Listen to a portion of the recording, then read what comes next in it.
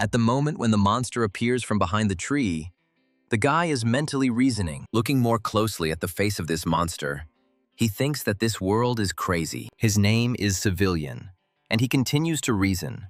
But the monster does not sleep, tearing away from the spot. However, the guy remains calm, thinking that you can have absolute power over this crazy world. But at the same time, he does not deny the fact that a person can also be under someone's power. The guy pulls away at the very last moment, when the monster is literally millimeters away from him. Naturally, the monster is not happy with this arrangement and begins to snort angrily. And at this moment, Civilian thinks that the world is fading more and more, and he is lost without power. But as he throws a net over the monster, the young man wonders if this is too radical. Well, the creature, due to its clumsiness, can only continue to watch as it finds itself in an ever-deepening trap. The boy asks his prey if, in this world, the value of sweets is not greater than the value of meat. And the creature responds with a protesting roar, unable to do anything else. Civilian continues to have a silent monologue with himself, thinking that this is not fantasy. Meanwhile, the monster continues to make pathetic attempts to escape from its trap. And the guy is already speaking out loud, considering what is happening impossible,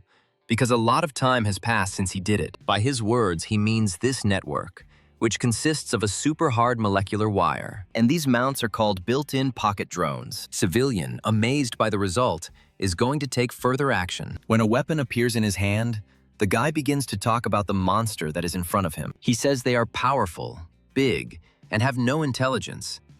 He is not sure it is normal to be affected by such things. He aims his pistol at the monster and hesitates for just a moment, after which the sound of a shot is heard in the forest thicket. Some time ago, the catastrophe predicted by Northern Ramatus descended on Earth. Its essence consisted of bringing this meteorite directly to our planet. As soon as this became known, many countries began to look for ways to solve the problem. However, despite the multitude and diversity of resources, none of them, alas, managed to do this. At the moment when the collision was about to occur, everyone waited with bated breath. The believers prayed fervently to their God that he, if not at least spared them from such an end, would make it less painful. Many chose to spend their last moments with their families, wanting to give them all their remaining time. However, instead of what they expected, something defied logic. Everything that had been a harbinger of imminent, inevitable disaster began to disappear. With each passing second, the sky became brighter, and the haze began to clear. And so it went on until everything became perfectly clear and the meteorite disappeared. People could not believe what was happening,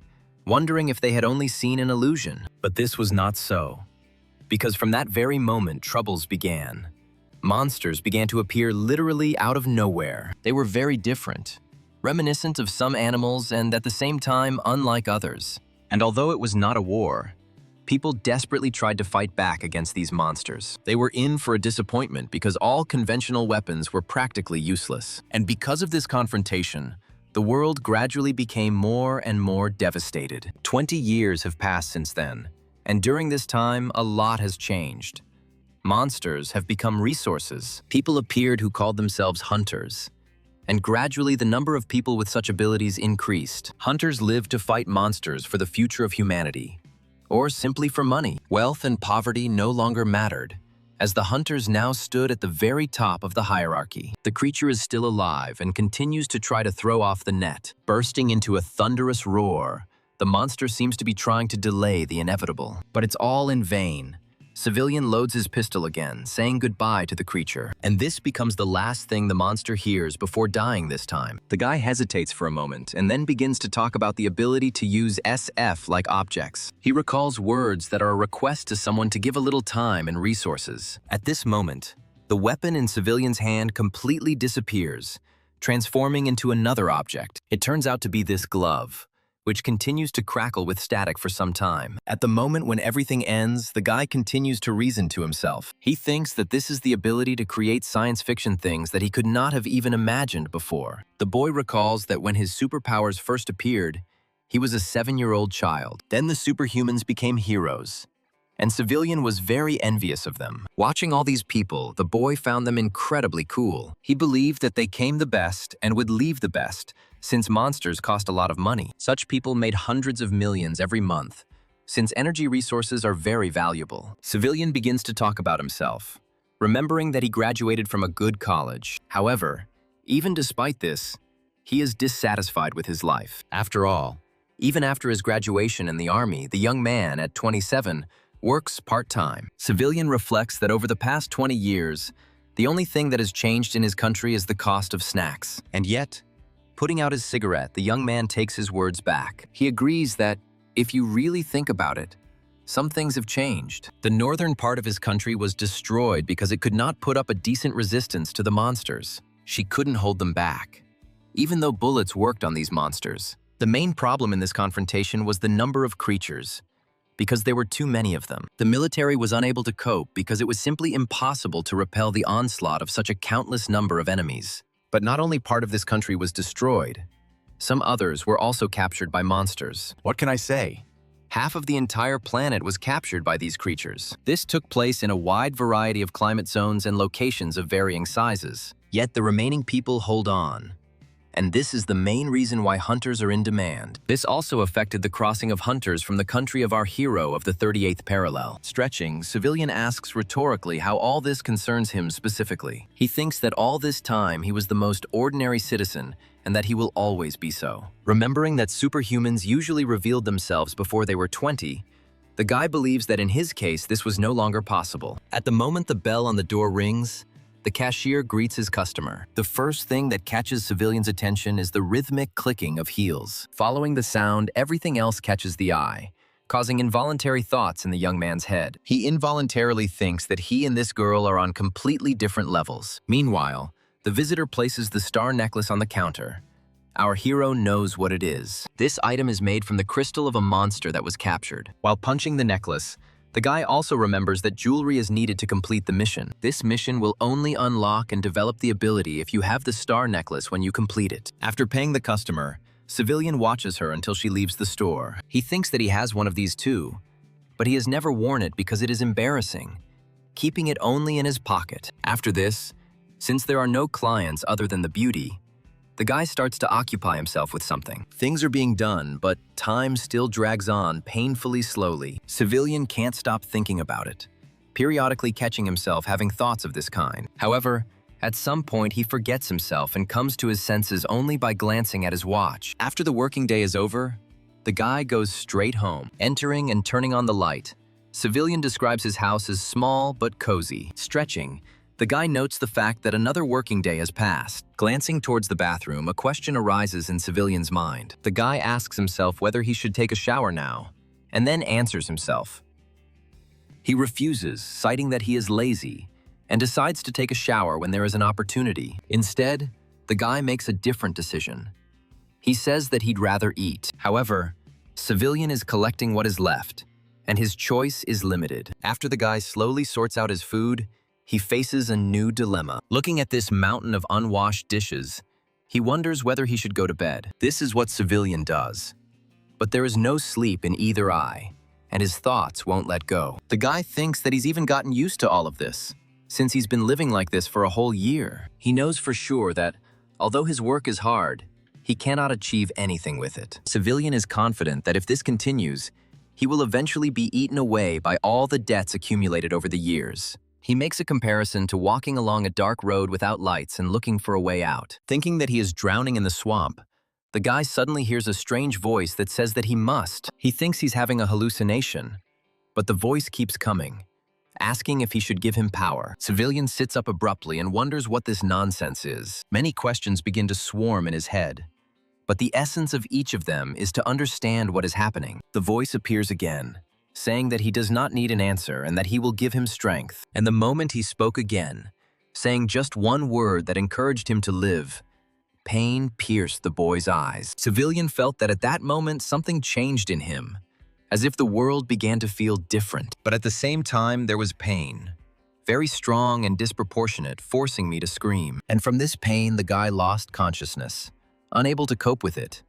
This was his awakening. In the darkness in which Civilian found himself, at first there was nothing, but then a light flashed. Although the guy didn't know its source, something incredibly drew him to it, and he decided not to resist this call. Moreover, finding himself very close, he extended his hand towards the source of light, wanting to touch it because it attracted him. The pull was so strong that it clouded all common sense.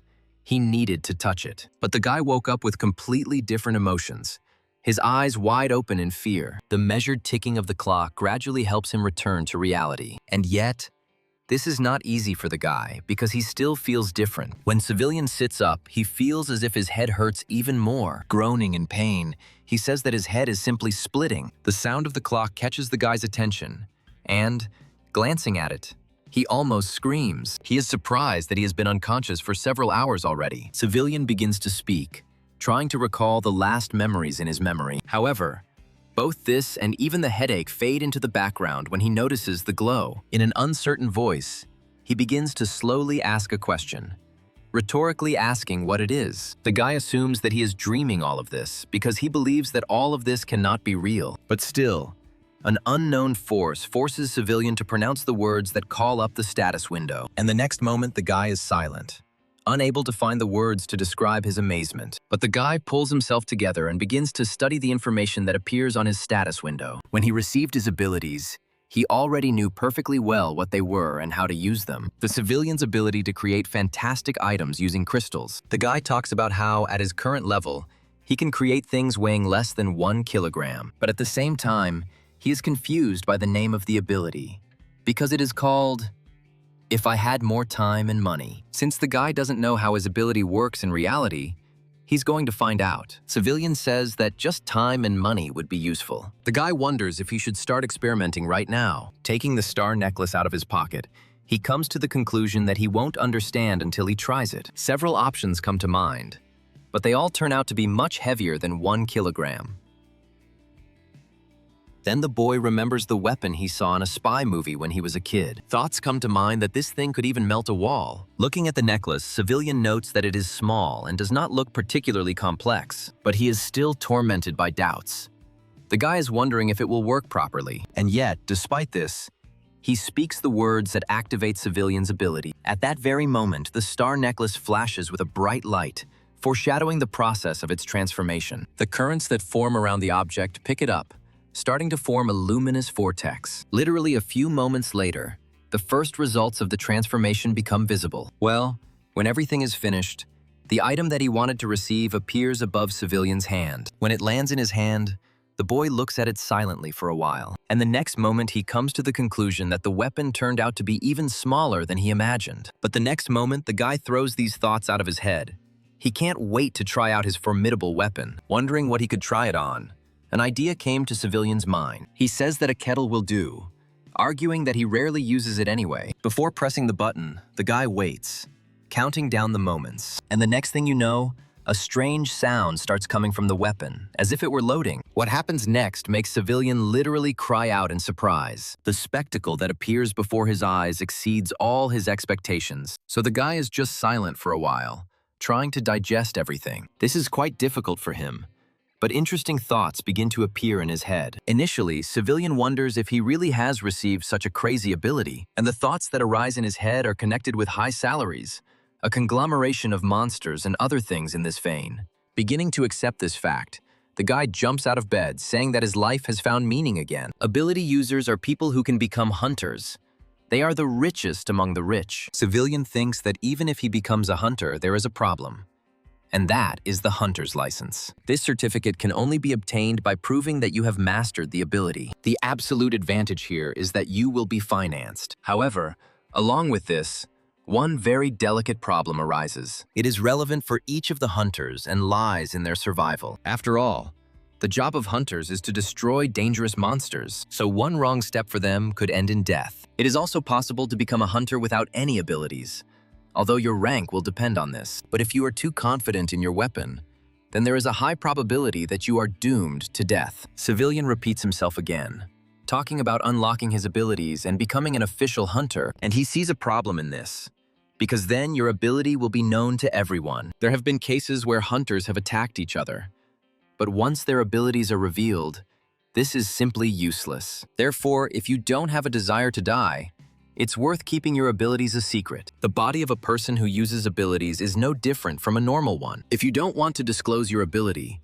becoming a hunter is the best option. This is why our hero came to the training, although admission here is not free. For people like him, there is an opportunity to pay for training with money he has and money he doesn't have. While the instructor introduces herself, Civilian thinks about how bored he is, even though his safety directly depends on it. Suddenly, his gaze is drawn to a man standing nearby. He seems familiar to Civilian, so the guy assumes that he is some kind of celebrity. Taking a closer look at him, he finds the man handsome and admits to himself that he is envious. Meanwhile, Instructor Isabella announces the start, saying that the first 100 will have a chance to rest. And when the first training session begins, the woman carefully watches its process, remaining in her place. Civilian, recalling what happened this month, admits that he had to sweat because he had to experience pain in literally every one of his muscles. They were trained without mercy, forcing them to carry out tasks even in the harshest weather conditions. And all this had to be done with gritted teeth, because it was the voluntary choice of Civilian himself. Remembering all this, the guy exhales heavily, believing that it was pure hell. However, there is one thing that calms him down. He will receive his license tomorrow. He estimates in his head how much money he has left, and it is quite a decent amount. However, the guy recalls that it took him more than 3 years to save up so much. He earned this money in any way he could. In any way he could. And after everything that had been experienced, only this part remained due to the deduction of training camps. Civilian calculates how much he will have left for a rainy day, even if he spends minimally. But then he comes to the conclusion that it doesn't matter, and it's worth thinking about it after receiving a license. The next day, he goes to the Hunter Division with his country's abilities. Going inside, the guy starts to look around. There are quite a lot of people inside, and each of them is bustling about, doing their own thing. Having waited his turn, Civilian receives his long-awaited license, earned through sweat and blood. He asks himself that if he has this certificate, he will be able to hunt. Civilian vividly imagines what awaits him now, and the boy laughs maliciously. Seeing this from the outside, the department employee mentally assumes that this guy is quite emotional. Feeling someone watching him, Civilian turns around and their eyes meet. When a girl smiles, even if a little shyly, the guy comes to the conclusion that she is cute. Civilian suggests that they will be able to see each other more often if he becomes a hunter. Wondering whether to say hello to her, the guy wishes the girl a good day. She thanks him and reciprocates, politely asking him to survive. Although he understands the meaning of these words, at first they only cause bewilderment. Civilian thinks that after such a wish, goosebumps ran down his body. And then the guy suggests that it's time for him to take care of his weapon, because he simply has to survive. Later, entering the protected area, Civilian thinks that now everything will be for real. This is a hunting ground, and right in front of it there is a guard post for this place. One of the men asks Civilian whether he is a hunter, and he confirms this. Having checked the guy's ID, both guards saying that everything is fine, ask him to survive. As he leaves, Civilian thinks that these words make him nervous every time. Sometime later, rounding another bush, the guy remembers the training center. After all, if he understood everything correctly, horned rabbits should be found in this place. Civilian considers this monster to be the most suitable for beginners like him. The guy remembers that these guys usually form groups of 3 or 4 individuals, and this does not seem like anything particularly difficult. However, he also remembers that if you disturb them, you will experience all the cruelty and be impaled on a horn. Civilian regrets that he didn't take a shield, although at the same time, the guy didn't have enough money for one. He looks around to see if there is anyone next to him, and then he says the magic words to create the desired item. The process starts instantly, immersing Civilian in an already familiar atmosphere. His eyes are already beginning to reflect the beginnings of the weapon that is emerging in his hands. It turns out to be a pistol, and not a simple one, but a plasma one. Civilian thinks about it. Despite its simple design, this weapon actually does its job well when it comes to effectiveness. Civilian thinks that it took him 20 energy crystals to create this guy. After finishing admiring his toy, he brings up the item's status window. He receives information about the creation of the pistol and also studies its characteristics. The system's words about the weapon's poor design trigger Civilian, since he invested a lot of money into it. The guy thinks that the remaining money is clearly not enough for him to survive. However, now is not the time to think about this, and he needs to act. So he continues on his way. A man's voice comes from ahead, giving a command, and Civilian freezes. These are hunters without abilities, and the guy understands that they have a hard time. Also, since there are many people in this group, when dividing, the the final amount of money for each person will be small. Civilian understands perfectly well that if he accidentally disturbs them, it could come back to haunt him. This is not some kind of game, and he should be extremely careful. Civilian doesn't even have time to finish his thought because of what he sees in front of him. The guy can't believe his luck because he sees 3 rabbits in front of him at once. He is confident that this is more than enough. But first, he wants to make a single shot. With these thoughts, the guy points his new gun at these crumbs and decisively pulls the trigger. A bluish light emanates from the muzzle, just as it did when the weapon was first created. And the blaster projectile, propelled by the mechanism, quickly leaves the compartment. And it's not just a shot, but an explosion.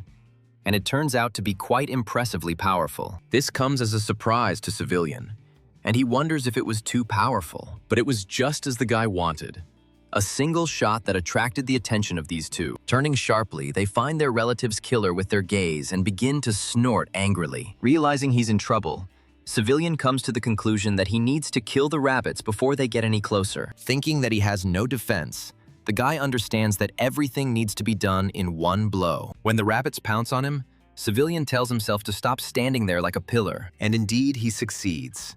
The guy makes a second shot. He hits the target right on target, and the last remaining rabbit begins to growl even more angrily. But he too suffers the same fate as his brothers, and Civilian's shots prove surprisingly accurate. The guy is amazed at himself, breathing heavily and admitting that it was quite exciting. Wondering if that's all there is to it, he agrees that these monsters are just the thing for practice. Civilian likes this start to the hunt and decides to continue it, calling the rabbits stupid in the process. After all, these monsters are running towards him, even realizing what such consequences will lead to. This is precisely what Civilian considers the height of stupidity, watching the rabbits die. But even if this is true, the guy does not intend to stop there. He continues to destroy horned rabbits because, in addition, it is excellent training for him. Civilian's movements become more confident each time, and his aim becomes better. And at some point, realizing that he's had enough, the guy says that the training wasn't in vain for him. Civilian points out that this has allowed him to slightly improve his accuracy. His biggest concerns were about handling weapons with care,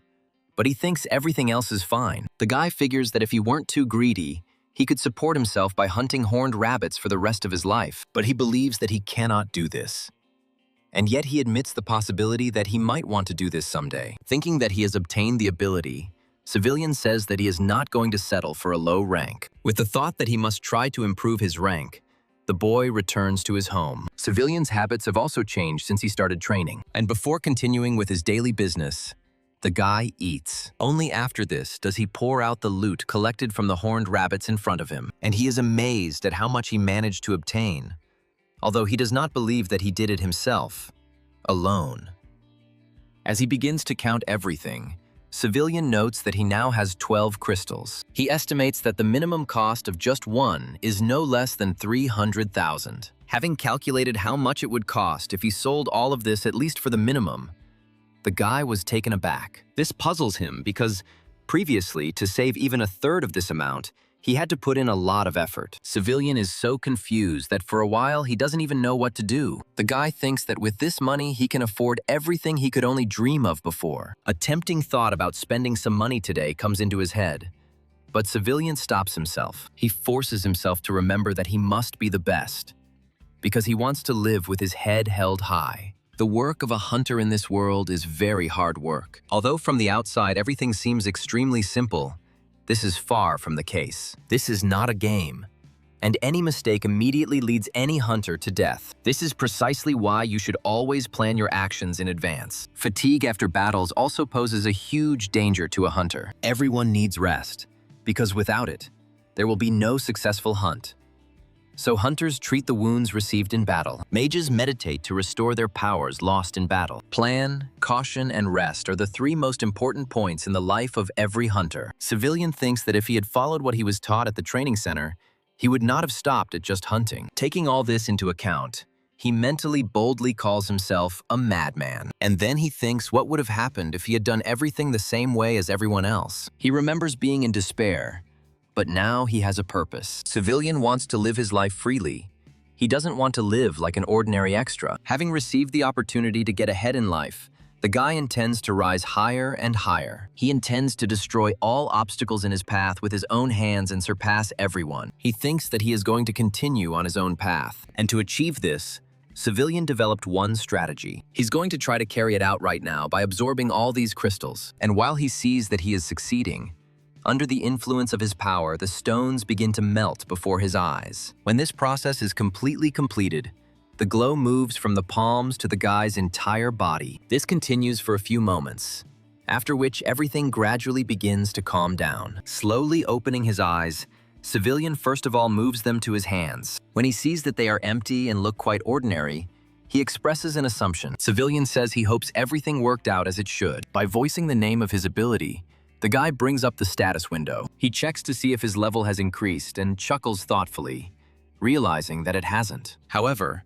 one of the lines particularly attracts Civilian's attention, even causing him to cry out in shock. Sometime later, he goes hunting again. While collecting his loot, the boy says he finds it terrifying that he can't drag the bodies away. Civilian believes that he needs to hunt more because he won't be able to rank up without the required amount of crystals. Thinking that he needs to move on, the guy remembers that there is something else he wants to do. But in order to achieve this, it is necessary to change the trajectory. As he moves forward, Civilian notices strange sounds and curiosity gets the better of him. However, as he gets closer, the guy begins to feel like he's doing this in vain. And indeed, the next bell rings when he sees the creature in front of him. The realization dawns on the guy belatedly, but he can no longer do anything about it. The next thing that catches his eye is this picture. Well, the horned rabbit, even turning to look at the stranger, continues to chomp loudly. Civilian realizes that this creature is one of the strongest monsters. An involuntary, overly loud sound escapes from the guy, and the monster immediately reacts to it. Civilian freezes, afraid to even breathe, but it is too late for that. Turning his face towards the guy, the horned rabbit begins to growl. Civilian remains in place for literally a couple of moments, after which the instinct of self-preservation takes over. At exactly the same second, the guy suddenly turns on his heels and starts running as fast as he can. But no matter how quickly he does it, the creature is not much inferior to him. It breathes almost down his back. Civilian can almost feel its foul breath. At some point, the guy wonders if all he can do is run. A smirk appears on his lips as Civilian tells himself that this is not true. Reminding himself of his own words about wanting to become stronger, the boy shoots while running. The last thing the mutant rabbit sees before being hit by the projectile is a bluish light. And then the space around is washed over by the now familiar explosion, and Civilian peers into its depths. Trying to find the silhouette of the mutant rabbit with his eyes, the guy wonders if he succeeded. Because of such dense smoke, it is impossible to see anything for quite a long time. However, at some point, something red appears from the dense haze, and then the creature bursts into such a thunderous roar that Civilian had never heard from it before. Understanding perfectly well what is about to happen, the guy starts to curse, but stops himself. The horned rabbit isn't just going to gore him with his horn. He's planning to do it in the most brutal way possible. Continuing to fill its horn with magical energy, the creature makes Civilian tense up considerably. He had heard of something similar, so he began to pray to God that it wouldn't affect him. When the magically charged blast fires, the boy somehow actually manages to dodge it. Straightening up a little to see better, Civilian breathes heavily, his heart pounding in his ears. Seeing this in front of him, the guy sinks. Thoughts arise in his head that do not make him happy at all. Meanwhile, the rabbit appears before his eyes again, and Civilian thinks about its special ability. This doesn't make the guy happy at all, so he rushes away, not intending to compete with such a person. And yet, there is a voice in his head calling on Civilian to do something. Due to his haste, the boy's hands shake, which causes his next mistake. He loses quite a few crystals on the run and stops to figure out what to do next. His stupor lasts for a few moments, during which the guy finds a solution. He thinks that he doesn't care about the crystals, because staying alive is much more important now. And then Civilian, as usual, says the words that activate his ability. At the moment the process starts, the guy mentally rushes it, wanting to speed up time. However, contrary to Civilian's wishes, something completely different happens. At first, everything looks the same as before, except for one anomaly. However, the very next moment, for some unknown reason, the crystals are not absorbed but are crushed. Civilian is perplexed, thinking about the reason for this and the fact that something like this has never happened before. The guy tries to come up with a new plan of action because this radically changes the situation. And behind him, the familiar glow appears again, causing Civilian to panic even more. The guy starts to feel angry and starts swearing, clicking his tongue. Seeing no point in standing in one place and continuing his tirade, he swears again. Civilian tries to make sense of things like why everything happened now. He doesn't understand what he did wrong. And what should he do now? Should he give up? However, now it's against his own rules, because the guy has finally found a purpose in his life. So, refusing to give up completely, he makes the exchange again using his ability. This time, the transformation does not concern the items he is accustomed to, but equipment in general. For the very next moment, these shoes appear on Civilian's feet, and the guy happily notes that he managed to realize his idea. From this angle, he does not see his opponent as he sees himself. So the guy turns to the rabbit and asks him where he is now. Then, Civilian decides to try out his new shoes and activates them at the same moment. And this happens at the perfect time, because the very next moment the rabbit appears nearby. Watching the creature from above, the guy mentally expresses satisfaction. He also expresses to himself the hope that such a distance is safe for him. Well, the angry and insulted beast continues to gnash its teeth. Civilian says that he has two paths, the first of which is to escape, and the second is to catch the monster. Asking himself what to choose, the guy doesn't take long to come up with an answer. He believes the answer is obvious and activates his ability the very next moment. And after this, the blaster we are already familiar with appears in the guy's hands. At this time, the rabbit continues to carefully observe its victim, following its every movement. Meanwhile, Civilian begins his descent, reflected in the creature's eyes. To relax, the guy takes a few deep breaths, and all this time he is rapidly and inexorably approaching the Earth. He has very little time left before he collides with his opponent. However, before this happens, Civilian's lips stretch into a satisfied grin. Smiling, pleased with himself, the guy dodges and says that it was too slow. The beast continues to rage, seemingly becoming even more angry. Because of the haze that has formed around him, it is not possible for him to see anything. But from his height, Civilian has an excellent view of his target, and he does not hesitate. Pointing his weapon at the rabbit, the boy tells him to return to the underworld. The area around the place where the projectile hits is enveloped in a familiar explosion. However, the rabbit is still not affected and bursts into a loud roar. But Civilian doesn't see this as a big problem, finding the shot to be quite good, and releasing a series of several more after it. The guy wonders if he has now managed to kill the creature. As the smoke begins to clear, Civilian notices outlines emerging through it, and then the guy begins to slowly descend, getting closer to the rabbit. He can hardly believe that he was actually able to do this. Civilian is delighted with this turn of events. However, the very next moment he is literally at a loss, not knowing what to do with it. Continuing to examine the rabbit's carcass, the guy still can't believe what happened. He also constantly turns over in his head the question of what he should do. Taking out his phone, Civilian remembers that he can ask for a reward for this creature, and he still decides to do just that, calling the appropriate place for further instructions. The woman who answered him was in no hurry, speaking her greeting in a measured manner. Listening attentively to her interlocutor, she never interrupts him, only thoughtfully omitting an interjection. And then, the woman expresses satisfaction and agreement with what her interlocutor said, saying that he will receive his reward. The employee asks Civilian to stay put. Hanging up, the woman says that everything is exactly as she thought. Descending from her seat as leisurely as usual, she takes a few steps forward, and then, stretching, the woman says that it is a good time to go for a walk to a certain place. Closing his eyes, the guy takes a deep breath, concentrating on his sensations. At some point, he suddenly opens them and his gaze becomes determined. The next moment, a wooden training sword cuts through the air in front of him. This movement is so intense that the guy even starts sweating. He leans forward, but his movements are precise and flexible. His hands skillfully grip the handle. It is clear that he has been involved in this sport for a long time. Before moving on to the next stage, the guy makes a few practice moves, cutting through the air in front of him. The man sitting on the window watches him closely, although he doesn't show any particular interest. On the contrary, at some point he becomes so bored that he yawns. A sensitive ear picks up some sound behind the wall, forcing one to turn one's gaze towards the door. And indeed, it opens exactly the next moment. A woman who appeared at the threshold greeted those present, noting that they had not seen each other for a long time. When no one answers her, the woman, without saying another word, calmly approaches her interlocutors. One of them asks if something has happened again, while the other remains patiently silent. The woman confirms the guess, saying that something needs to be delivered from somewhere. Her interlocutor clicks his tongue in displeasure, stating that there will be trouble again. The woman politely asks to pay due attention to this, reminding that something interesting might come across. The guy agrees unconditionally,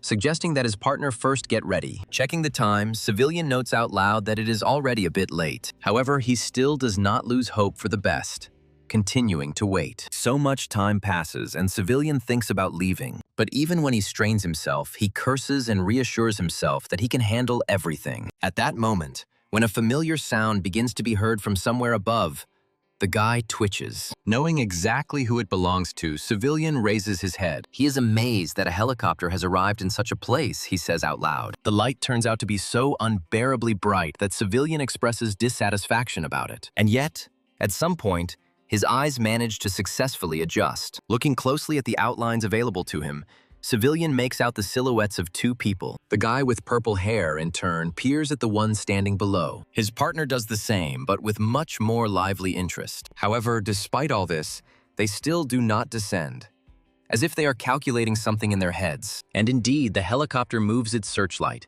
picking out the figure of a horned rabbit from the darkness. The blonde is uncontrollably delighted, asking inquiringly if this is really it. His gaze is already glowing not only with anticipation when he suggests to his partner that they go down. He responds with a calm and monosyllabic agreement, and the very next moment they both jump off fearlessly, as if this was a normal thing for them. Seeing them do this, Civilian is amazed, asking how they fly in the air. Meanwhile, these guys land on the ground so casually, as if this action is nothing special. Not knowing how to start a conversation, Civilian hums, and the purple-haired boy takes the initiative. While he says they are from the lab, his partner takes off again. He stops literally a few centimeters from the horned rabbit, starting to ooh and ah in delight. The boy continues to be amazed at who exactly this creature turned out to be. Civilian feels awkward at this, again losing the ability to speak clearly. The blonde's partner, letting out a sympathetic sigh, pulls him back. And even though he says that this shouldn't be done, his voice remains calm. The boy turns around sharply to ask the elder about the reason for this. He says that it is indecent and tells the blonde to apologize, but he only clicks his tongue in displeasure. Civilian still feels awkward and wonders in his mind if he is the third wheel here. When the purple-haired guy apologizes, he says that it's not a big deal because the guy is still a child.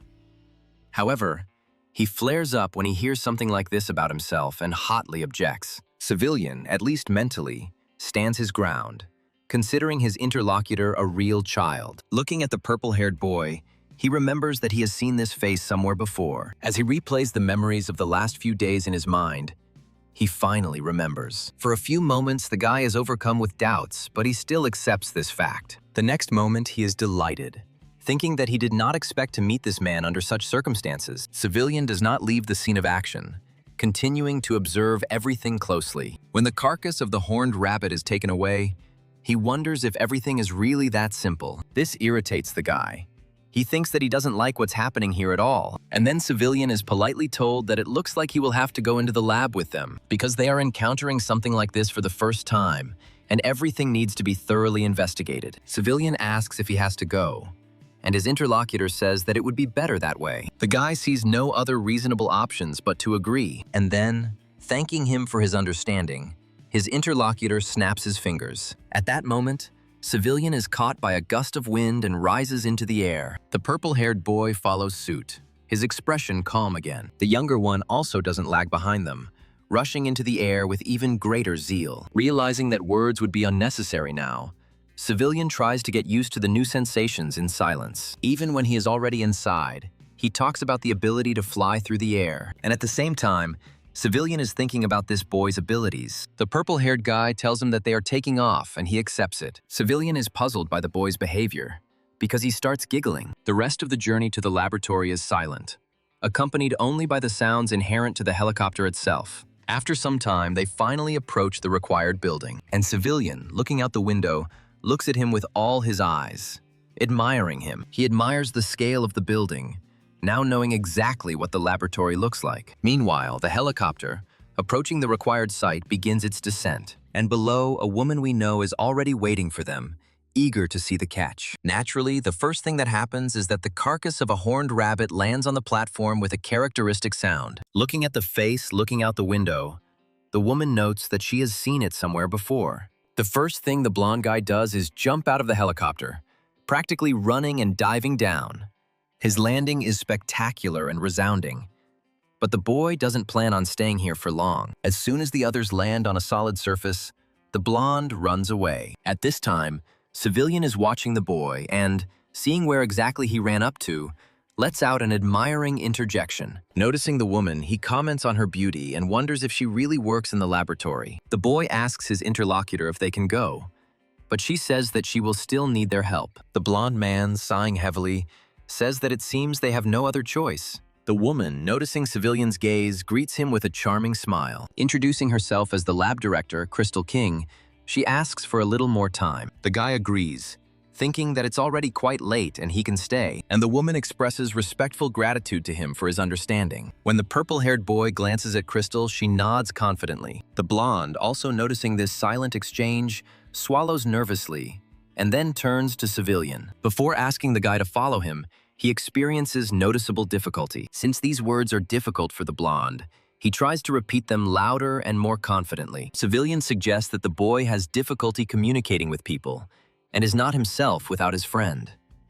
Our hero asks if he is really going to show him the building now, and his interlocutor says that there is no one else. Then Civilian expresses his consent to this and allows the younger one to accompany him. A smile appears on Crystal's lips as she thinks about how fun this looks like. Later, she asks her interlocutor about the ability of their new acquaintance. When he confirms that he didn't understand and the body was already empty when it was discovered, Crystal begins to analyze. Her interlocutor admits to her that he finds this very surprising. The woman accompanies her manipulations with words about an empty body and a bullet wound. The guy says that although he is not sure, most likely this hunter could have hidden the pistol. Crystal chuckles thoughtfully, then says that some things are missing inside. Her interlocutor believes that there are plenty of unclear points in this, and the woman agrees with him. She starts talking about a gun that leaves such holes behind.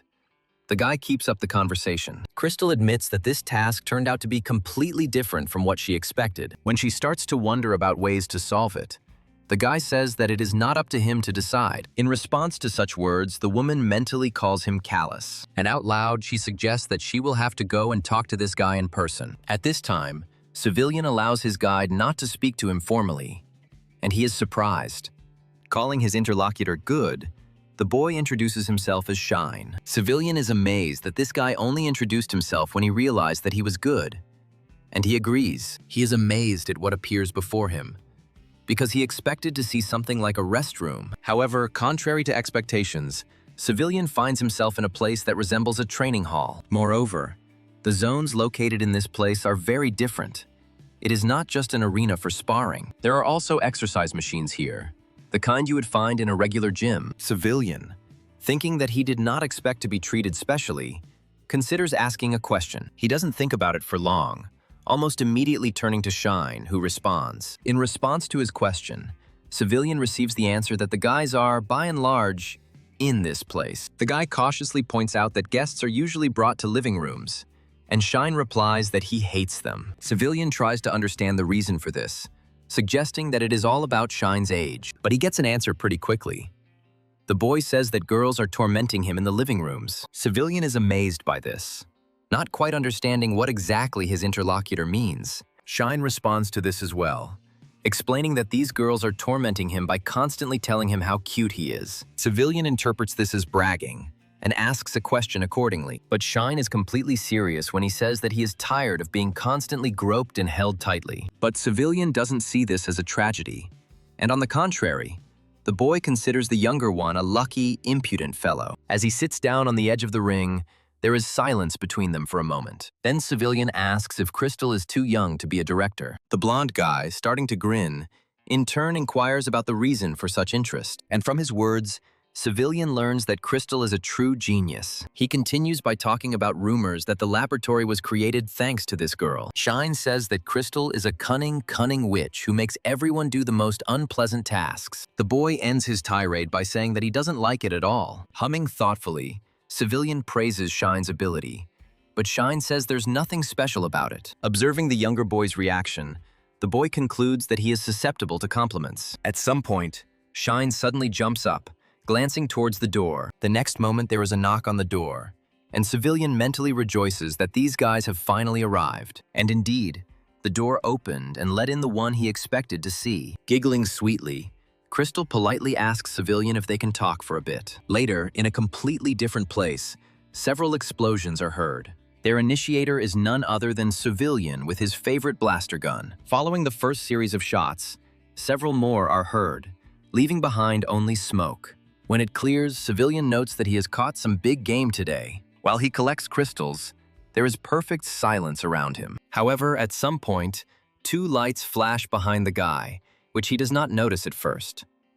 However, everything changes the moment massive, sharp claws cut through the air. Although Civilian reacts late, he manages to protect his face with his hand. Yes, it was not possible to avoid injuries, but this minimized the damage caused. Meanwhile, the creature that did this is approaching, emitting a guttural roar. At this time, Civilian slowly backs away, trying not to provoke the predator prematurely. But this doesn't work for long, because the next moment the creature takes off. Civilian suddenly snatches his weapon from his belt, hastily pulling the trigger. However, it takes some time for the gun to load before the shot can be fired. Unfortunately, this does not happen, as the creature makes a jump. She bites into the blaster, biting through it and causing it to make a plaintive crackling sound. However, despite this, Civilian refuses to let go of his only weapon, and a fight ensues between the two. To somehow even the score, the guy kicks the dog, knocking it away. And then he sits down carefully while she closes the distance between them again. The dog runs towards the hunter,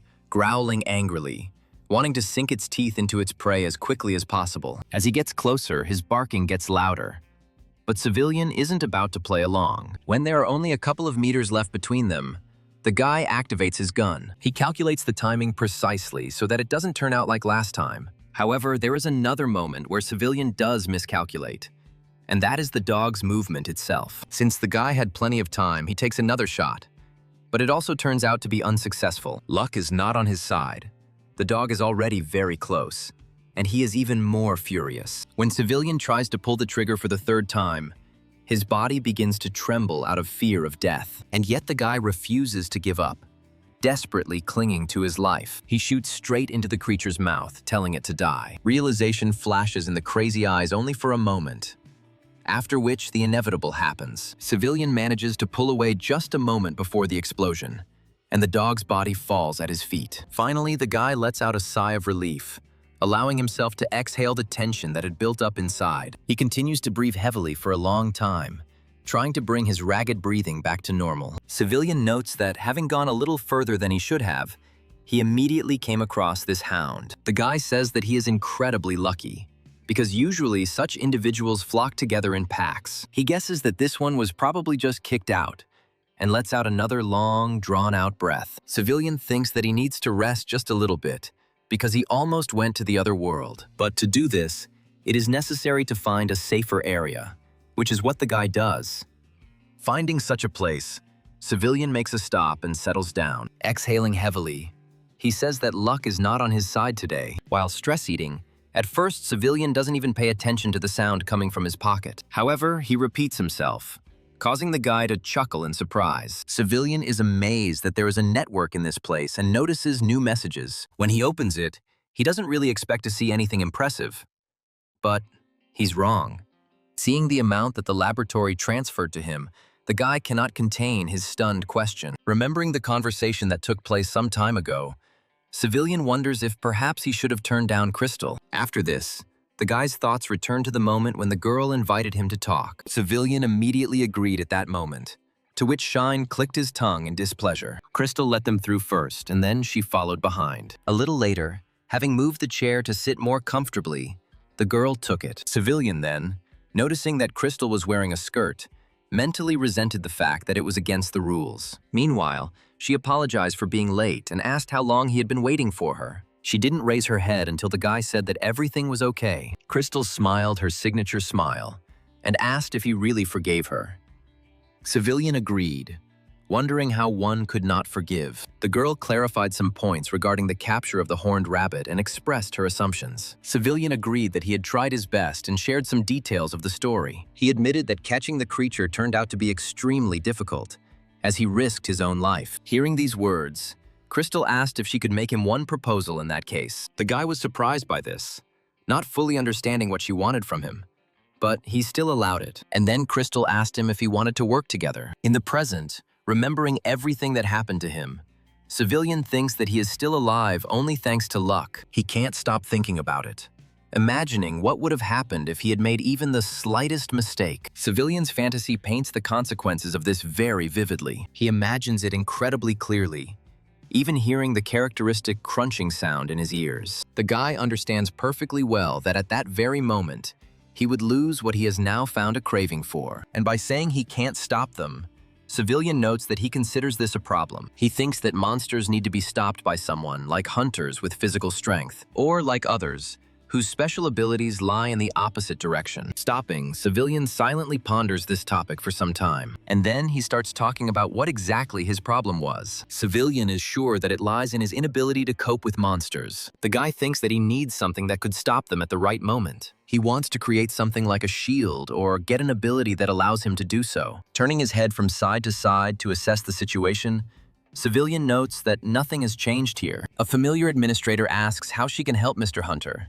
If he wants to sell the crystals, Civilian mentally notes that the people in this place are, as always, friendly. Feeling a little embarrassed, the guy asks if it is possible to buy crystals here. The girl confirms this and asks if she should take him inside for a demonstration. With a sigh of relief, Civilian politely agrees. When the heavy door opens and they find themselves inside the desired room, the guy begins to look around. What appears before his eyes puzzles him a little, because he does not see any crystals yet. However, unable to contain his exclamation of admiration, the guy thinks that this seems to be what he needs. Amazed by the size of the weapon, Civilian allows for the thought that this is a common practice for strongmen. He remembers that the hunter Clea carried a rather long sword with him. As the guy is deep in his own thoughts, he flinches when he hears a polite greeting behind him. The young man who approached him apologized to the client for making him wait. Hearing the words that he did not warn about the meeting in advance, Civilian is surprised, but then he quickly adapts, promising that next time he will warn of his arrival. The sophisticated young man laughs, saying that this is not at all necessary, although it has become something of a tradition. The consultant clarifies, noting that Civilian was looking at swords, whether he would like to purchase this weapon. The guy denies it, saying he came to look at something else. And while the consultant is thinking about his words, he begins to rummage through his pockets. Civilian asks if it is possible to purchase crystals like these from them. Noting that this item is of the lowest class, the man answers in the affirmative. Civilian breathes a sigh of relief and expresses joy about this, both out loud and in his mind. Confirming that he wants the lowest class, he asks how much it will cost. Before answering, the young man begins to hesitate a little. Civilian is amazed to hear the price and says that the market he knows has completely different prices. The consultant explains that the government set this price, and a commission is charged when selling the crystals. These words mislead Civilian, and he asks again in dismay, again receiving an identical answer, and the consultant begins to explain in detail what makes up this price. This does not suit Civilian at all, and he begins to be indignant to himself. However, exhaling heavily, the guy comes to the conclusion that nothing can be done about it, since the government has decided so. Thinking that the consultant has nothing to do with it, Civilian is going to simply leave, because it is too expensive for him. When he says goodbye to the consultant, the latter politely apologizes. Of course, Civilian leaves the treasured room with an unpleasant feeling of disappointment. But it's not time to be sad, and the guy starts to figure out exactly how many crystals he needs. He thinks that when he creates any object, he already intuitively knows how many crystals he needs to create it. Imagining that he will have to hunt again, the guy says that he is already seriously tired of it. Unfortunately, nothing can be done about this, so the guy continues to pursue his goal. Sometime later, he looks at the crystals he had obtained with bloody sweat, holding them very carefully. The guy reminds himself that all this is necessary in order to rise to the top. Closing his eyes, he takes a deep breath and says the words that start the now familiar process. The next moment, the room is also habitually illuminated by a bright light, which becomes even brighter until the process is completely completed. When the object in his hands finally crackles with static, The guy brings it closer to his eyes. Civilian wonders if he succeeded in realizing his plan. He calls this device a nanowire, believing that it will make him stronger. The guy thinks that, according to the plan, it will be enough to just point out the target to him. Wanting to try out his new weapon, Civilian wonders if he should use it here. At the same time, he thinks that he needs to save money. And this catch wasn't very good. But the guy also remembers that he will have to pay for this room in any case. And yet, he encourages himself, saying that it's all nonsense and he will definitely pay for everything. And the very next moment, Civilian throws the nanowire at the chosen target with all his might. The device begins to transform on the fly as it moves, and then the extended legs hit the wall with a corresponding sound, and the mechanism is activated. When the device works exactly as it should, Civilian mentally rejoices. Happy that he succeeded, the boy approaches the nanowire network closer, wanting to examine it more closely. He says he finds the device quite good, and then, realizing that this is enough for now, Civilian begins to remove his network. It disappears gradually with a corresponding hissing sound, and then the guy sighs heavily because he hears disgruntled knocks from the other side of the wall. Sometime later, as he picks up his backpack, he thinks about the need to conduct a real test. Remembering his past experience, the guy thinks that he would really like to catch the hound. He thinks everyone knows that this species is descended from a hunting dog. They usually live in packs, but the individual Civilian recently encountered seemed to have strayed from its group. Although hounds drop the lowest grade crystals, hunters avoid them. But this is not surprising, because these creatures move in flocks of several dozen individuals. Civilian is distracted from his thoughts by a familiar bark, and he mentally notes that he has found those he was looking for. Before acting, the guy looks out for his prey, watching it for a while. After this, his lips involuntarily stretch into a grin due to the desire to start as soon as possible. Civilian does not lose heart, even when he thinks that he might not succeed, because there is a way out. And with these thoughts, the guy activates his ability with a corresponding crack. At that very moment, his jet boots appear on his feet, and then Civilian reaches into his pocket with crystals, starting the transformation right in the process. And literally a moment later, the nanowire we are already familiar with appears in his hand. The guy begins to approach the pack, not really hiding his presence, and this makes one of the dogs start listening, after which he lets out a warning growl. The very next moment, the creature notices the uninvited guest and begins to bark loudly, alerting its relatives about him. They immediately follow his advice and, joining in with a frenzied barking, rush at the enemy. Civilian hesitates just long enough to allow the hounds to get close enough to successfully carry out his maneuver. But immediately after this, he notes out loud the fact that it is time to begin, and he throws the nanowire right under the feet of the approaching dogs, skillfully calculating the trajectory. The network of devices is removed the moment each of the drones hits the ground. Dogs use various methods to get out,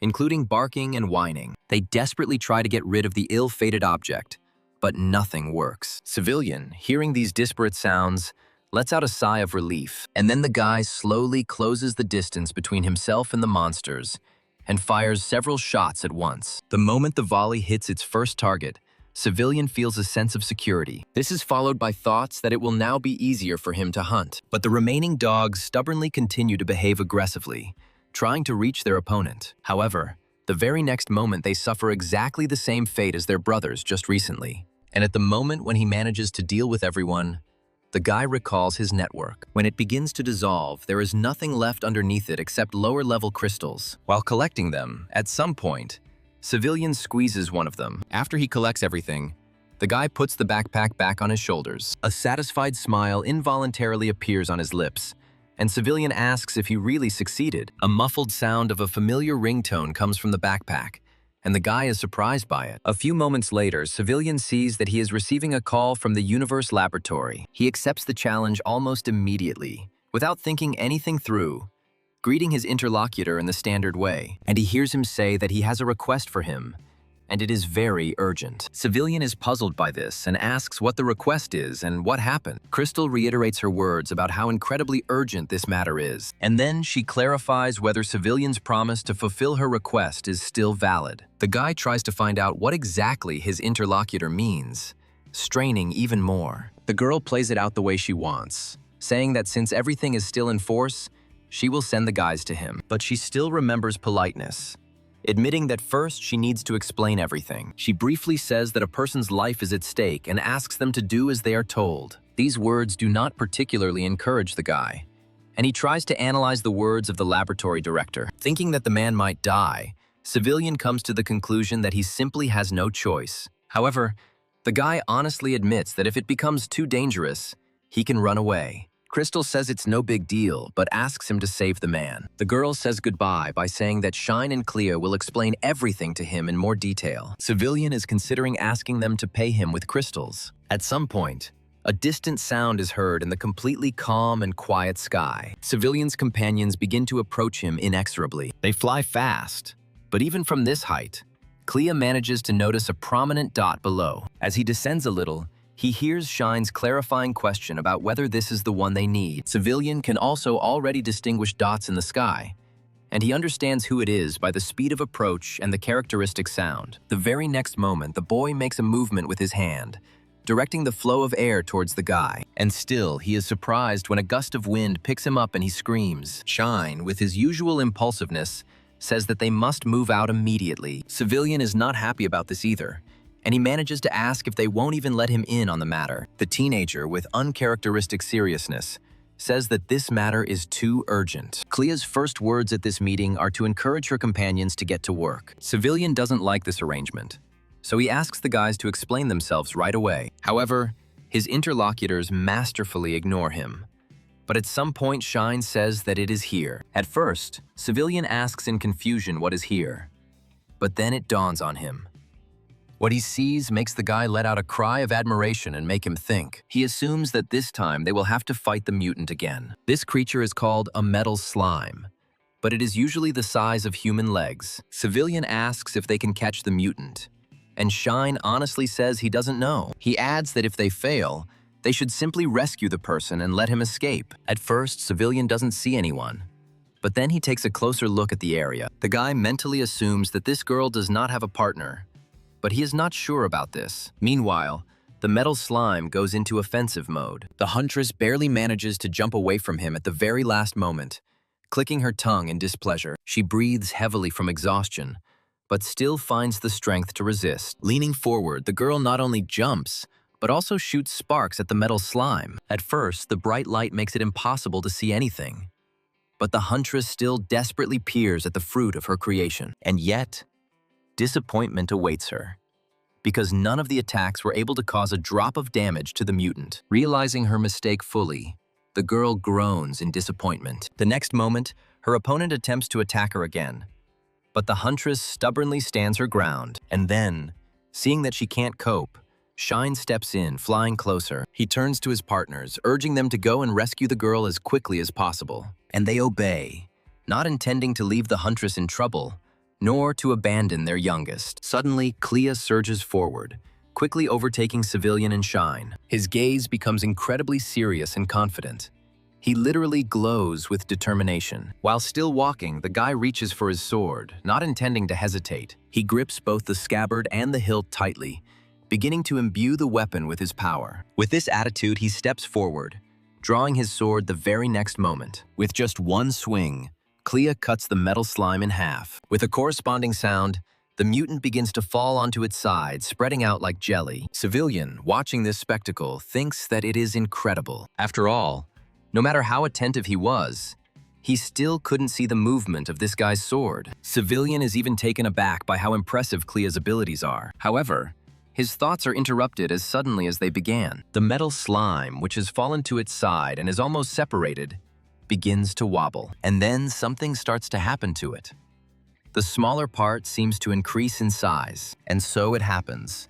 Shaking and trembling, the smaller part of the metal slime reaches the size of the larger one. Clea frowned in displeasure, because he was the one to blame for all of this. His partners, too, realizing what had just happened, became tense. The huntress looks no less puzzled, having no idea what to do since there are now two mutants. Standing before her two opponents, Clea tries to collect her thoughts. The guy is breathing heavily, because it took quite a lot of effort to carry out his previous blow. Civilian sighs heavily, remembering that last time there was lightning, and now there is generation with division. Abruptly changing his mood, the guy begins to remember everything he knows about metal slimes. It comes to mind that although these monsters are of low class, they can use their bodies freely. And you can see this clearly right now. When the need to attack arises, they can turn part of their body into spikes and shoot them. Meanwhile, Clea has so far managed to successfully evade the all-destructive power of these very spikes. At some point, the guy jumps up,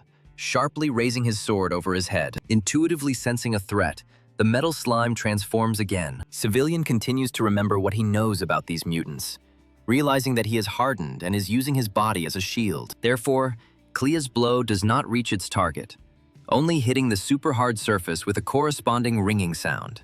In order to avoid accidentally running into a surprise attack, the guy strategically retreats. His hand begins to shake from the strain as he mentally admits that this is a bit difficult. Also, despite the fact that these mutants are low-class monsters, they are really difficult to deal with. This is due to the large number of types of defenses and attacks they have. Clea wonders how many more times this creature can grow if she cuts it with a sword. Meanwhile, the metal slime changes its priority again, switching from defense to attack. Watching all this, Civilian chuckles thoughtfully, suggesting that he might have a limit. The only problem is that it is impossible to understand how many more times it will be divided before it reaches the limit. Clea thinks that until they come up with a plan of action, they need to drag things out as long as possible. And then he tries to perform a feint, using something like a dash. Unable to believe that nothing can be invented, Civilian asks the same question. Shine confirms these words, saying that by the time they got here, they had used up almost all their strength. Civilian asks his interlocutor not to tell him that he and Clea did not know that the metal slime could split. However, contrary to expectations, the boy answers negatively and becomes depressed. Civilian wonders if this technique is really necessary, and if these two always ended the hunt with it. Scratching his head thoughtfully, the boy asks if maybe they have no choice but to run. Shine asks what if they don't want it? Besides, Clea is the type that will try to win until the very end. Civilian himself sighs heavily, asking inquiringly whether this man really does not accept any defeats. Shine is silent for a moment before answering, but a very satisfied smile appears on his lips. Confirming Civilian's words, the boy begins to admire Clea, calling him incredibly cool. Seeing such servility, the guy assumes that Shine has a brother complex, but he quickly pulls himself together, because at the moment, something else is much more important. Realizing that Clea won't be able to distract the monster forever, Civilian decides to go all in. Noticing the elder's sudden change in mood, Shine drops a puzzled question, and he, trying not to think about the possible consequences, activates his ability. Civilian decides it's time to give it his all and, if not win, then at least try to support Clea. The next moment, a plasma pistol appears in his left hand. The shoes on the feet are replaced with ones that are more effective in this situation. And of course, the guy sees no point in neglecting the nanowire. Shine suddenly transforms, asking if this is a spatial ability. Civilian allows him to think as he wishes, considering the capture of the monster as the first priority. And at that very moment, the guy confidently points his gun towards the slime and pulls the trigger. The projectile rushes into the distance with lightning speed, leaving behind an impressive trail. And at some point, when it reaches its target, the usual explosion occurs. It's hard for Shine to watch this, but Civilian is curious to know if he succeeded in his plan. Finally, the dust clears and he can see a familiar outline. But for now, the slime status is still unknown. But at some point it happens, and it becomes clear that the idea has failed. Civilian swallows nervously, amazed that the metal slime can't be taken even with fire. However, the guy does not lose hope, planning to carry out another series of attacks. He sends several bullets after the first single one, not allowing the mutant to regroup. At first, when the bullet hits the same place, it seems as if nothing happened. However, if you look more closely, it becomes clear that this is not the case. Such an attack turns out to be effective. The metal slime simply breaks into many pieces, spreading throughout the area with the corresponding sounds. Making pitiful sounds, the mini versions of the mutant begin to crawl in different directions, wanting to survive. Shine says this thing will keep dividing until it's stopped completely. Civilian sighs heavily, calling the situation they find themselves in difficult. The guy starts turning his head, wanting to find Clea with his eyes. He still continues to fight with the unyielding part of the first slime. The guy wonders what he should do, because it doesn't look like Clea is going to give up. The hunter does not notice anything or anyone in the area, devoting all his last strength to this battle. Civilian believes that in such a situation they can retreat only if they try all possible means. And some of the metal slime parts are still falling down. They crawl away, either seeking salvation or in the hope of once again growing a powerful and invincible body. Observing this whole situation, Clea clicks her tongue in displeasure, calling it hopeless. Civilian asks if there is a way where it can be cut in one fell swoop. At that very moment, the footsteps of a girl whose existence the boys had already successfully forgotten were heard behind them. She begins to speak hesitantly, but the essence of her words is clear. The huntress says that it seems she can help them. Remembering that it was her they were saving, the boys were perplexed and silent for a while. And then Civilian asks the girl how exactly she can help, and whether she really knows some effective method. Looking down at the gun in the guy's hands, she begins to talk about this gun. The girl asks if it is electric because it doesn't seem normal at all. Civilian says that this is not entirely true, mentally adding that it is plasma. Hearing this answer, the girl becomes upset, absent-mindedly repeating the words that this gun does not have electricity. Civilian thinks that she is sweet, and that makes him want to listen to all her requests. And then the guy asks if electricity suddenly appears, will anything useful come of it? Before answering, the girl hesitates, but finally makes up her mind and speaks up. She says that her ability is related to electricity and adds, the girl could have done something if she had had any source of strong electricity, but suddenly she becomes determined, declaring that if that were the case, she would definitely do something about it. Civilian begins to look around for any source of electricity, but finds nothing. However, chuckling thoughtfully, he thinks that he does have some sort of idea after all. But at the same time, Civilian thinks that he is a low-level hunter and needs to be more careful. He considers this girl to be especially potentially dangerous, not knowing whether he can trust her at all. And this very girl at that moment rushes to Civilian and tightly squeezes his hands in hers. She asks emotionally if he really won't succeed at all. Civilian asks his interlocutor if she really wants to kill this monster so badly. Shine joins the conversation, reminding the girl that there is no electricity around. Hearing words about escape, the girl begins to shake and mumble something unintelligible, and then she loudly and clearly declares that she wants to win somehow. Looking more closely at the girl's face, Civilian realizes that her words are sincere, and then he pulls his hand out of the others and expresses understanding with the huntress's words. Placing his backpack on the ground, Civilian begins to carefully consider his next moves. Remembering Shine's words,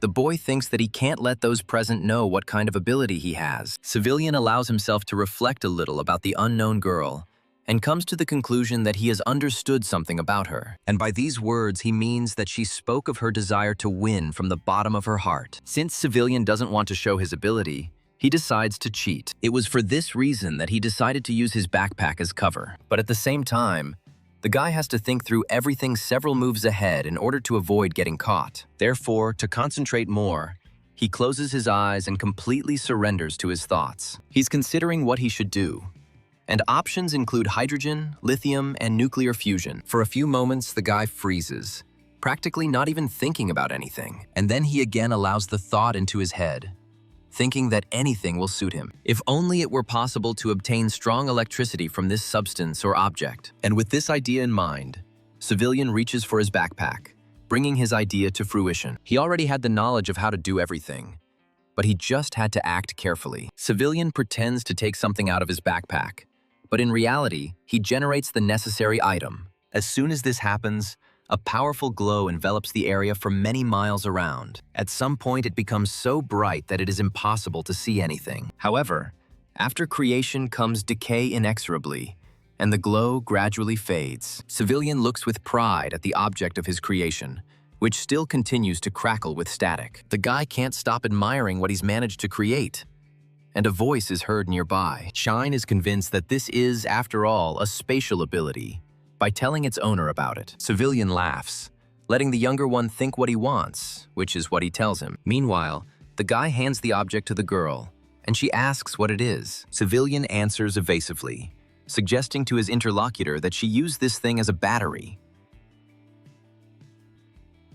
The girl is confused, but still expresses her agreement with the guy. Seeing that she is hesitating, Civilian asks the girl if she is going to try. She responds with an unexpectedly brisk agreement, saying that she will try her best. And the girl, squeezing the device in her hands tighter, carefully touches it with her ability. Analyzing her sensations, she thinks that she feels a large amount of electricity. It's not just the ability that's reflected in her eyes. It's something she's filled with from the inside. When the girl closes her eyes for better concentration, a hissing sound is heard. The object, which had been in her hands until that moment, suddenly flies up, continuing to emit sounds and sparks. And then the girl pours the power of her ability into him fearlessly. For a more complete and better concentration, the huntress evens out her breathing, taking deep breaths. And at the same moment, the flow of her power becomes more powerful. The electricity begins to crackle even louder. At this moment, the girl becomes like a bomb, which at some point becomes ready to go off. But before that, the huntress calls out to one person, asking him to be careful. Of course, she means Clea, who is too close to the metal slime, and she warns him because she chose this very monster as her first target. And the very next moment, the girl shoots, as she can no longer hold on to the accumulated energy. The stream that bursts out of her hands is very powerful and fast. It does not dry up even when it almost reaches the hunter's target. There are only a few meters left before the collision, and the metal slime reacts. Beginning to feel threatened, he again grows armor. Meanwhile, the huntress's first electric beam already reaches the monster's shell, and a powerful explosion occurs, causing a roar that shakes the earth for many kilometers around. Each of the four experiences roughly the same emotions and wonders if it worked. As the haze clears, it becomes clear that the metallic slime is beginning to spread. Sparks still continue to accompany him here and there, but he continues to spread out. The huntress stares stubbornly at the monster for a while longer, expecting a trick. However, at some point, he realizes that everything ended well. Civilian mentally compliments the girl, amazed at the scale of the explosion she had orchestrated. A gust of wind blows away the remaining smoke and soot, revealing the best possible view. The crater that opens up to view turns out to be truly impressive, leaving those present even more amazed. Civilian is once again mentally amazed at the scale of what the girl has created, and Shine says that if he hadn't been tired,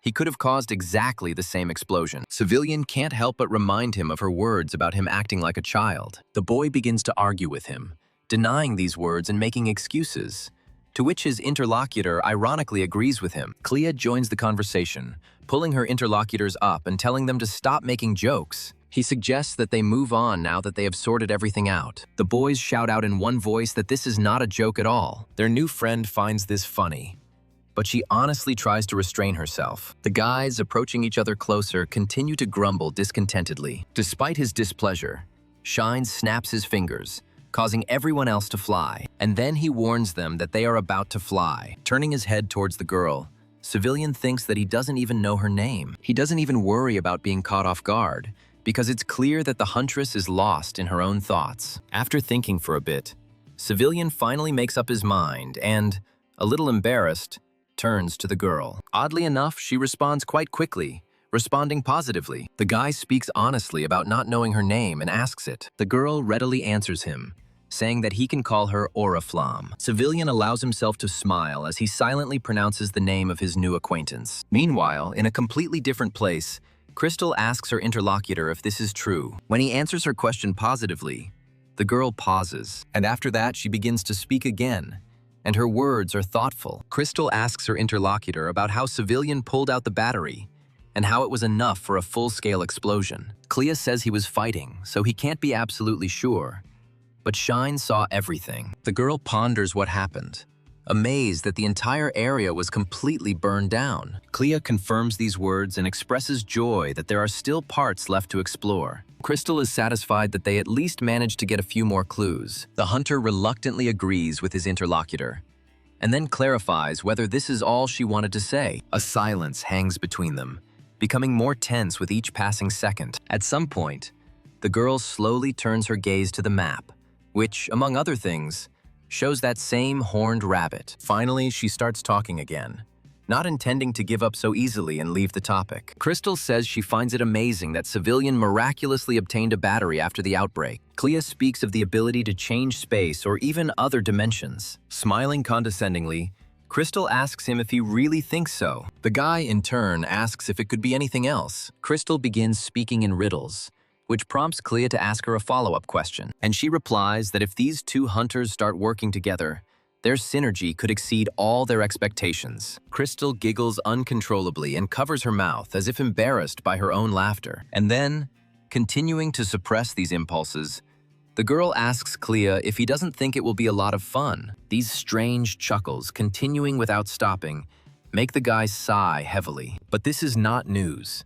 So the guy wonders what else this girl has in mind. Having first placed a pot of water on the stove, Civilian turns it on. At the same moment, a flame bursts out from under the burner, starting to lick the bottom of the pan. Involuntarily recalling the aura flame, Civilian thinks that she has amazing strength. Even though the energy for this came from his battery, the guy still can't stop admiring this girl's strength. An example that comes to mind is that Civilian compares her to a mini-bomb. Meanwhile, the water boils, urging the guy to throw noodles into the pot. He thinks about how he hasn't been using bombs lately, only to catch low-ranking monsters. With the help of these bombs, he manages to do his job, and only if he does it right. However, Civilian does not want to use them because the explosion could hurt a person. The guy explains this as the reason why he doesn't use bombs, but continues to think about Oriflamme. Remembering this power, he again involuntarily admires it, because its power is truly enormous. What's even more amazing is that it was released by just one person,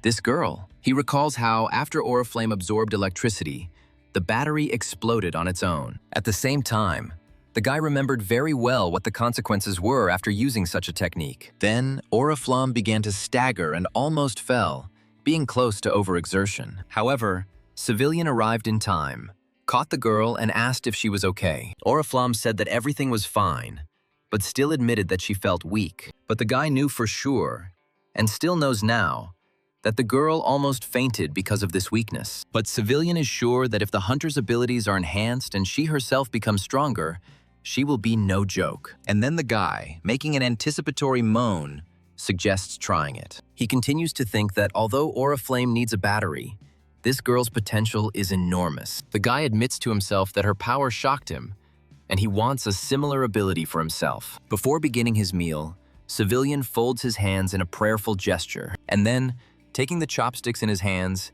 he wishes himself bon appetit. As he cools his noodles, Civilian thinks that he needs to work harder too. Continuing to think about this, the boy expresses a desire to improve his pistol. However, he remembers that he currently lacks crystals and clicks his tongue in annoyance. While thinking about upgrading the plasma, Civilian comes up with something better. The guy is confident that if he improves such a weapon, he will be able to increase his firepower. But he remembers what his previous attempts to create something led to. Civilian tried to do this several times, but they all ended in failure. Sighing heavily, the boy wonders if there is really no other way to get to the top. Just as he is about to continue eating, he hears the ringtone of an incoming call. Turning halfway around, Civilian wonders who could be calling him at this hour. However, when he picks up the phone, it doesn't become any clearer, because this number is unknown to him, and yet the guy doesn't hesitate for long. Something pushes him to accept the challenge. On the other side, a female voice says something unintelligible, and then a question comes from the speaker. When the girl asks if he is Civilian guard, the guy realizes that this voice is familiar to him. He suggests out loud that it is Oriflame, and the girl, again feeling embarrassed, confirms this. This worries Civilian, because he cannot understand why she needs him. And the girl on the other side, periodically pausing between words, asks the guy if they can see each other for a while. Civilian is one of those people who cannot refuse, so he agrees even to such an unexpected meeting. The moment the doorbell rings, the guy immediately turns his attention to the entrance. And indeed, his guess turns out to be correct, and Oriflamme enters inside. The girl immediately begins to look around in search of her friend, and he decides to make her task easier by responding and showing her exactly where he is. Oriflamme absent-mindedly acquiesces in understanding, causing Civilian to become even more worried. While the girl is settling in, he mentally wonders if something has happened to her. However, for now, Oriflamme remains silent, even when the waitress approaches them and asks what they would like to order. Looking down at the menu, Civilian curses silently, considering these prices to be a bit high. He recalls that this is exactly the rate he earns at his part-time job. Civilian says he'll have a latte, and Oriflamme orders the same for herself. When the waitress leaves, the girl again falls into a painful silence. Time goes on, and so on, until their order is brought to them. But even then, Oriflamme doesn't say a word. instead taking her first sip. Civilian gets fed up with this and asks the girl how she got his number, whether it was from the lab. Oriflamme reluctantly agrees, but her voice sounds uncertain. And then Civilian thinks that he needs to stop Crystal from giving out his number left and right. Oriflamme again immerses herself in her silence, although it is noticeable that she is becoming more nervous. And then the guy takes the initiative again, encouraging the girl to tell him everything. Oriflamme bows sharply, causing Civilian to flinch and almost choke on his drink. The girl apologizes for her method of communication and begins to justify herself. When everyone starts turning to look at them, Civilian assures his interlocutor that everything is fine. Somehow, the guy manages to get the girl to say that she is here because of that battery. Expressing his assumption, Civilian clarifies whether she really needed her again. Oriflamme confirms this, saying that in order to use a strong ability, she needs something like this. The girl offers to buy this battery from the guy, and he thinks about her words.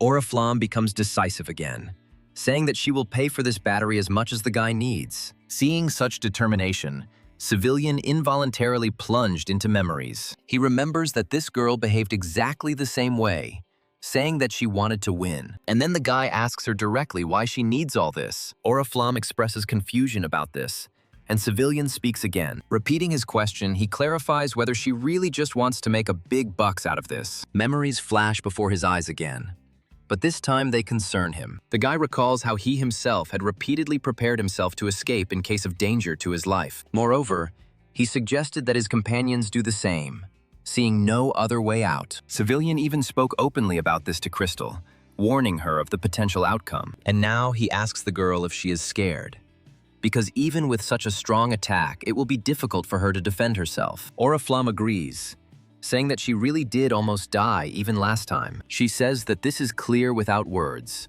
but there are reservations. Saying that she must catch them anyway, Oriflamme corrects herself by saying that she wants to catch them herself. And Civilian, noticing such a look, understands that he has become the same again. And yet the guy doesn't back down, asking what all this is for in the end. His interlocutor does not answer the question and again falls into silence. Minutes pass like this. Civilian does not rush the girl, but still continues to wait. And then she answers.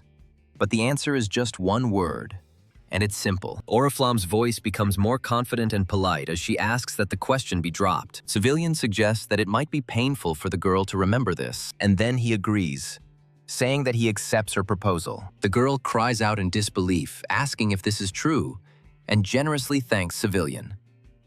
However, her interlocutor, pointing a finger at the girl, hurries to warn her. He says that in exchange for this, she must repay him with 4 low-grade crystals. The girl is puzzled by this and confusedly repeats individual phrases and words after the guy. Civilian confirms his words but tenses up, afraid that he has named too high a price. But it turns out that Oriflamme expected a much higher price, and the guy mentally laments. But still, the guy clears his throat, trying to regain his former confidence. And he suggests to his interlocutor that she first go and pick up what she needs. Oriflamme asks if it can't be done here, and Civilian replies that it's too crowded. Confirming his words, he says that for this reason we will have to wait a little bit. And Civilian suggests to his interlocutor that they go look for some quiet place nearby. Despite their successes, they are unable to do this, as there is noise and chatter everywhere. Civilian wonders whether it is even possible to find a quiet place in the city center. Even though he thought about his own home, the guy brushes it off, remembering his piles of trash. The guy is amazed that it is so difficult to find a deserted place at midday. He continues to look around, taking in the various signs, looking for a quiet place. However,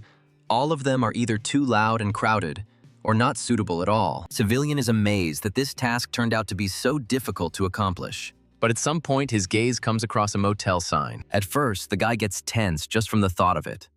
But then the idea no longer seems so stupid to him. He thinks that nothing else comes to his mind except this place. Civilian turns to his companion to check her reaction to this place. She turns out to be quite eloquent, which makes the guy even more nervous. Civilian tries to calm both of them down by saying that they will do everything very quickly. Oriflamme, although embarrassed, says that she understands everything. Before going inside, Civilian swallows nervously, afraid that the girl might think something unnecessary about him. And then he turns to the girl again, urging her to go. She agrees, stuttering from embarrassment. Once inside and approaching the cash register, Civilian asks how much the room will cost him. The man tells him that if he pays in cash, it will cost 30,000. Agreeing with these words, Civilian looks into his wallet and is amazed. He can't believe that there is absolute emptiness there. The guy asks if they accept cards, to which he receives a negative answer. Then, blushing with embarrassment and afraid to look them both in the eyes, the girl takes on all the expenses. She continues to hide her eyes while all the other formalities take place. Giving the young people one of the key cards, the administrator calls out a number. When he wishes the boys a good time, they unanimously blurt out that everything is wrong. Only when they are in the elevator and the door closes behind them does Civilian allow himself to breathe a sigh of relief. Oriflamme tries to behave quietly, even when they are alone. The elevator stops on the 3rd floor, making a corresponding sound. The young people continue their way to the rented room, still in silence. Finding himself in front of number 303, Civilian places his keycard on the sensor. The moment the door opens, he politely invites the girl to come inside. Once inside with her, Civilian asks if he can begin, and Oriflamme confirms this. Putting her bag on the bed, the girl reaches for the bag sticking out from it. Taking it out, she places it next to her and unties it, revealing low-level crystals. Counting out the required amount, Oriflamme hands them to her business partner. He is mentally surprised, noting the girl's intelligence. The guy curses mentally, belatedly regretting that he didn't ask for more. Oriflamme sits on the edge of the bed, looking expectantly at Civilian, and he speaks. Scooping up a handful of crystals, the guy asks the girl, "Well, shall we begin?" He says the name of his ability mentally, starting the transformation process. And when the necessary thing is in his hands, the guy immediately gives it to the girl. Without saying anything else, Oriflamme thanks Civilian for this. Sighing tiredly, the guy politely asks the girl if that's all. But for some reason, even though she remains silent, she begins to speak negatively and shake her head quite actively. Civilian is surprised by this and asks Oriflamme if there is anything else. And the girl confirms this, asking to create another battery because she has just enough crystals for it. Civilian is strangled by the toad again when he allows the thought to enter his head that he could get even more crystals. And the girl, already hopefully, hands him the second part of the payment. Since Civilian is so reliable, he has no choice but to accept the crystals. And immediately after that, the guy again says the words that lay the foundation for the battery. And the very next moment, the motel corridor is illuminated by magical light for the second time. Soon, another energy battery appears in Oriflamme's hands. Even though the girl remains silent, she is glad that Civilian helped her. Meanwhile, the guy asks her to leave the room first, in order to avoid unnecessary awkwardness. But Oriflamme thinks differently. It seems to her that, on the contrary, it is best to go out together. Civilian hesitates, but still says that he is not sure about this. The girl takes this casually, agreeing and saying that in that case, she's going. However, as she approaches the door and lowers the handle down, she stops. Under Civilian's surprised gaze, the girl hesitates a little and remains silent, but she still finds the strength to speak up and say goodbye politely. Civilian reciprocates, thinking that he will be out in about 10 minutes. He smiles good-naturedly until the door closes behind the girl. And then, looking at the crystals, the guy notes that he earned 4 crystals at once. Civilian is considering starting to sell batteries, an idea that seems pretty good to him. And while he is seriously thinking about this, on the other side of the window, on the street, a sound similar to an explosion is heard. The guy mentally wonders what is happening and where the explosion in the middle of the city could come from. However, the sound is repeated several more times, causing Civilian to flinch. The guy starts to tremble, thinking that this simply can't be. The very next moment, he leaves the room, rushing towards the exit of the building, not remembering himself. Civilian runs as fast as he can, wondering inwardly if this is some kind of monster. Desperately throwing the door open in front of him, the guy can't get these thoughts out of his head. However, once he finds himself on the street, at first he does not see anything specific in front of him, but the guy doesn't back down, starting to desperately turn his head in search of the cause of the explosions. And finally, he finds something that attracts his attention. And that something becomes a gathering of people. People are worried, talking to each other in completely different tones. When a guy hears a familiar voice, at first he can't even get his bearings. However, his gaze is then drawn to a nearby source, and it turns out to be none other than Oriflamme herself. The guy asks the girl worriedly what happened, and she says that she exploded. Civilian doesn't understand how this could have happened, and his interlocutor begins to tell. In addition, The schoolgirls standing behind are discussing how something exploded in Oriflame's bag. They find this amusing, and one of them suggests that the other take a photo. Civilian thinks that they shouldn't attract attention to themselves and need to get out of here as soon as possible. And, glancing at the road, he notices that a taxi is conveniently driving past. Abruptly grabbing the girl by the hand, Civilian asks her to follow him. They find themselves at the roadway just as the taxi is approaching. When Civilian slams the door, the driver asks the guys where they are going. But the guy, not forgetting to be polite, asks him to first move away from this place. The taxi driver does not object, expressing his agreement on this matter. One of the schoolgirls asks another if she had time to take it off, and receives the answer that she did not have time. Meanwhile, the taxi has already moved away a decent distance, and the girl sighs heavily. She says that she also didn't have time to take a photo and expresses regret about this. Civilian and Oriflame simultaneously let out sighs of relief. The guy states the fact that they almost got into big trouble. Oriflame agrees with him, adding that such attention does not lead to anything good. The guy agrees with her, and the taxi driver again clarifies where exactly they need to go. However, Civilian's head is filled with completely different thoughts. He is thinking about why his battery exploded, and yet, at the same time, the guy assumes that he has no choice and will have to take Oriflame to his home. With these thoughts, Civilian names the address where his house is located. The taxi driver agrees and expresses understanding on this matter, while the guy continues his thoughts. He thinks that he couldn't even imagine that the battery he made could explode. The rest of the journey passes in silence, and upon arrival, the taxi driver announces that they have arrived. When he names the exact amount, the guy counts it out and pays. Once they reach the door to his apartment, Civilian asks if she wants to come in. The guy thinks with great embarrassment that he has a real mess inside. Therefore, after apologizing to the girl, he asks her to wait for him a little. And although Oriflame can only guess the reason for this, she agrees with the guy. Civilian slips inside carefully so that the girl doesn't accidentally see his mess. Once inside, the guy spits in disgust, thinking that he was right, but he doesn't have time to crush.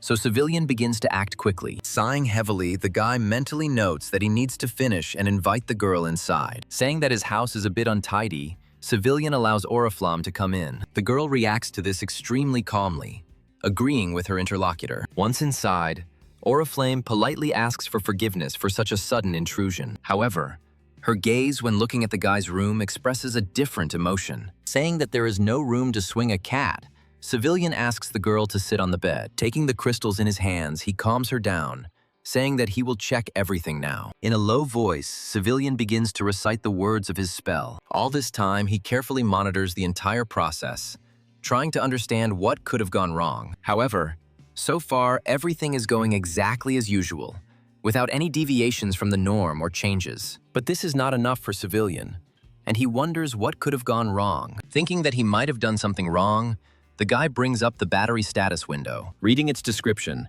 Civilian notes that it is better than the plasma pistol. However, what he needs is not among all this information, and this is frustrating. Then Civilian decides to look at his own status window, assuming that it might be the issue. Beginning to read it carefully, the guy chuckled thoughtfully in the process. He manages to discover the problem, but along with it, the solution is also found. It turns out that only he himself can control the objects he creates. As he delves deeper into the analysis, Civilian begins to get confused, trying to understand what exactly the problem is. He suggests that the issue may not only be in the controls, but also in the greater distance than allowed. All these thoughts make Civilian dejected and start groaning in despair. He tries to understand the best way to solve this problem and hears the girl's concerned question. Forcing a smile onto his face, Civilian agrees with her and says that he is fine. And then he suddenly comes to the conclusion that it all comes down to one thing. Cursing quietly, he scolds himself for making such a stupid mistake. Looking at this girl,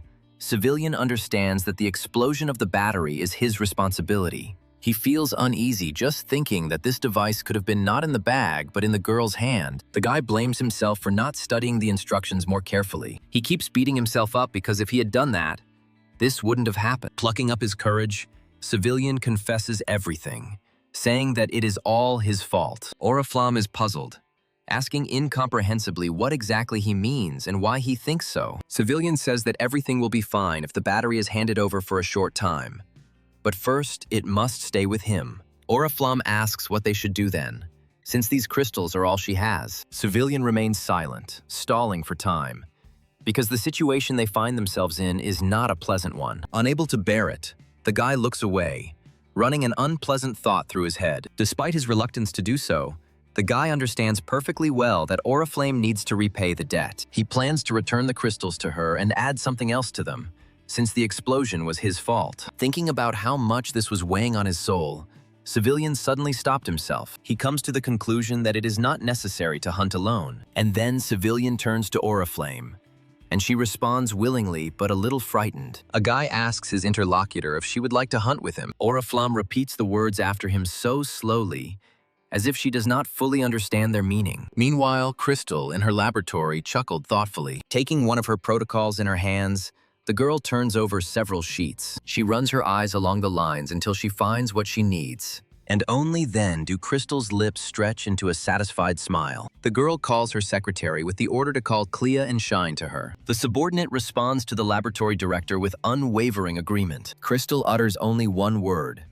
but from it becomes clear that what she has been waiting for a long time has happened. And indeed, the girl adds that she has found what she had been looking for so long. Every time the foot steps on the ground, it crunches loudly. This forest stretches for many miles, and it is very easy to get lost in it. That is why those who are here now use a navigator. Continuing to make their way through all this jungle, the couple stubbornly moves towards their goal. However, at some point the younger one gives up, unable to withstand such a long and difficult road. Breathing heavily, Shine asks his interlocutor to rest at least a little. Clea refuses him and reminds the younger one that they can't do this. Shine gets angry, saying that Crystal always burdens them with hard work, and he also hates walking. In response to this, the elder says that they must respect this girl. Before he starts to object, Shine takes a deep breath, and then he starts listing the rejections they received because of confidentiality. Clea agrees with her interlocutor, also starting to speak in favor of confidentiality. Shine interrupts him,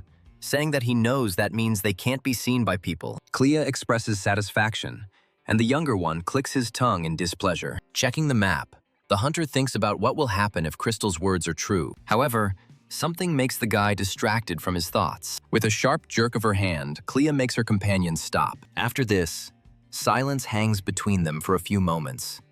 The hunters listen to the surrounding sounds, but Shine can't stay silent for long, so he asks if this means they've arrived. Just in case, Clea checks her navigator again. Having finally made sure that this is indeed the case, the hunter agrees. When they start to look closely, their gaze catches something that stands out from everything else. Shine wonders if it was just his imagination and leans forward. However, the next moment, some indistinct muttering reaches his ears. The creature in front of them says something in a language unknown to them. Because of this, Shine begins to feel terrified and begins to speak involuntarily. And even though he does it quietly, the hooded figure immediately reacts to the teenager's voice. She jerks forward, causing the thin fabric to fall from her head, revealing who was hiding under the cloak. Clea quickly rushes to the younger one, covering his mouth so that he doesn't accidentally scream again. The unknown creature continues to look around in search of the one who disturbed its peace. It's clear that he failed to detect the hunters.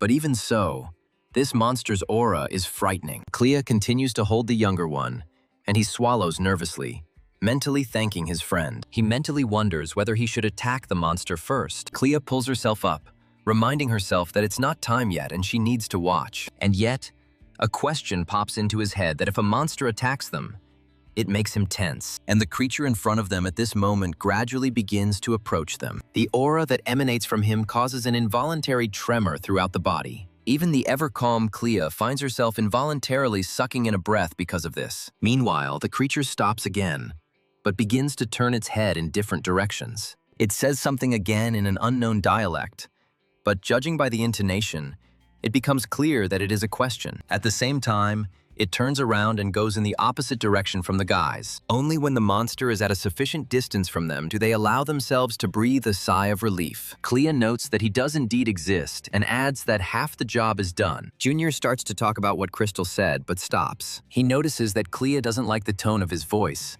so he corrects it. The boy asks if they are close to what Crystal was talking about. The elder hunter nods, accompanying his gesture with words confirming his agreement. But he says that seeing it is one thing, and catching such a beast is quite another. The boy quickly picks up on this, saying what he's going to do then and snapping his fingers. And the next moment, A whirlwind begins to form in front of him, joyfully greeting its creator. And the boy, with anticipation and hope in his voice, asks if they are going after him. Meanwhile, in a slightly different location, Civilian activates his ability, and the next moment, a battery appears in his hands, crackling as usual. The guy throws it to the person next to him, accompanying the movement with appropriate words. The battery is caught by hands that are already familiar to us, and immediately a female voice is heard. Clutching the object tighter, an extremely pleased Oriflamme thanks the guy. For some unknown reason, Civilian begins to feel uneasy about this, but he quickly overcomes himself and,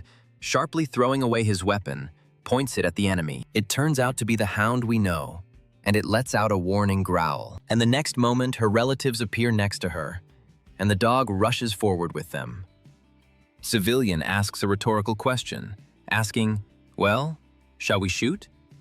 And the very next moment, his shot rings out, spreading throughout the entire area. Meanwhile, these guys, with the help of Shine's ability, continue their activities. The boy sighs, assuming they've almost reached their target. The elder hunter shudders, his back covered in goosebumps from a bad feeling. And then, right next to him, a terrible, heartbreaking roar is heard. But Clea manages to react quickly, thanks to which she avoids the dangerous blow. Trying to keep his opponent in place, the hunter asks the younger one to get ready. Civilian continues his own fight, reloading his weapon. The frenzied barking of the hounds surrounding him attracts other individuals. Driven by their instinct, they flock together in several packs and run, urging each other on with their barking. But Civilian shows no fear, bravely continuing to fire at the monsters alternately from two cannons. Repeating their movements, the blaster beams quickly rush towards their target. However, the dogs do not pay attention to this.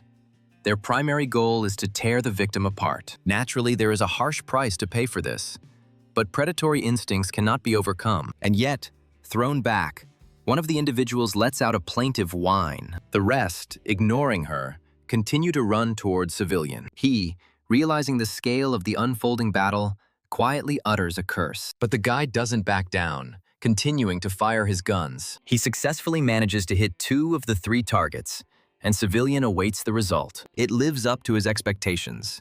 The hounds begin to run away from the source of the explosion. Then, taking advantage of this moment, Civilian turns around, addressing his partner. She carries out his command as soon as the guy voices it, and he thinks that it is time for the second step. Without wasting a second, Oriflamme uses the battery, synchronizing with it. Swallowing nervously, Civilian thinks that now it is time for the third step. With these thoughts, the guy throws a nanowire at the feet of the nearest dogs. Finding itself dangerously close to her, the hound only has time to sense something is wrong, because the next second the net bursting out of the device entangles her. And not only this particular individual, the improved version of the nanowire allows for much more. Civilian grins contentedly, thinking with satisfaction that his plan worked. The hounds, as usual, continue to growl and bare their teeth no matter what. At the same time, they desperately try to break free from their bonds by pulling on the net. Noticing the overly active attempts of some of the individuals, Civilian becomes puzzled. Looking closely at the drones, the guy notes that they can barely withstand such an onslaught. Civilian mutters sullenly,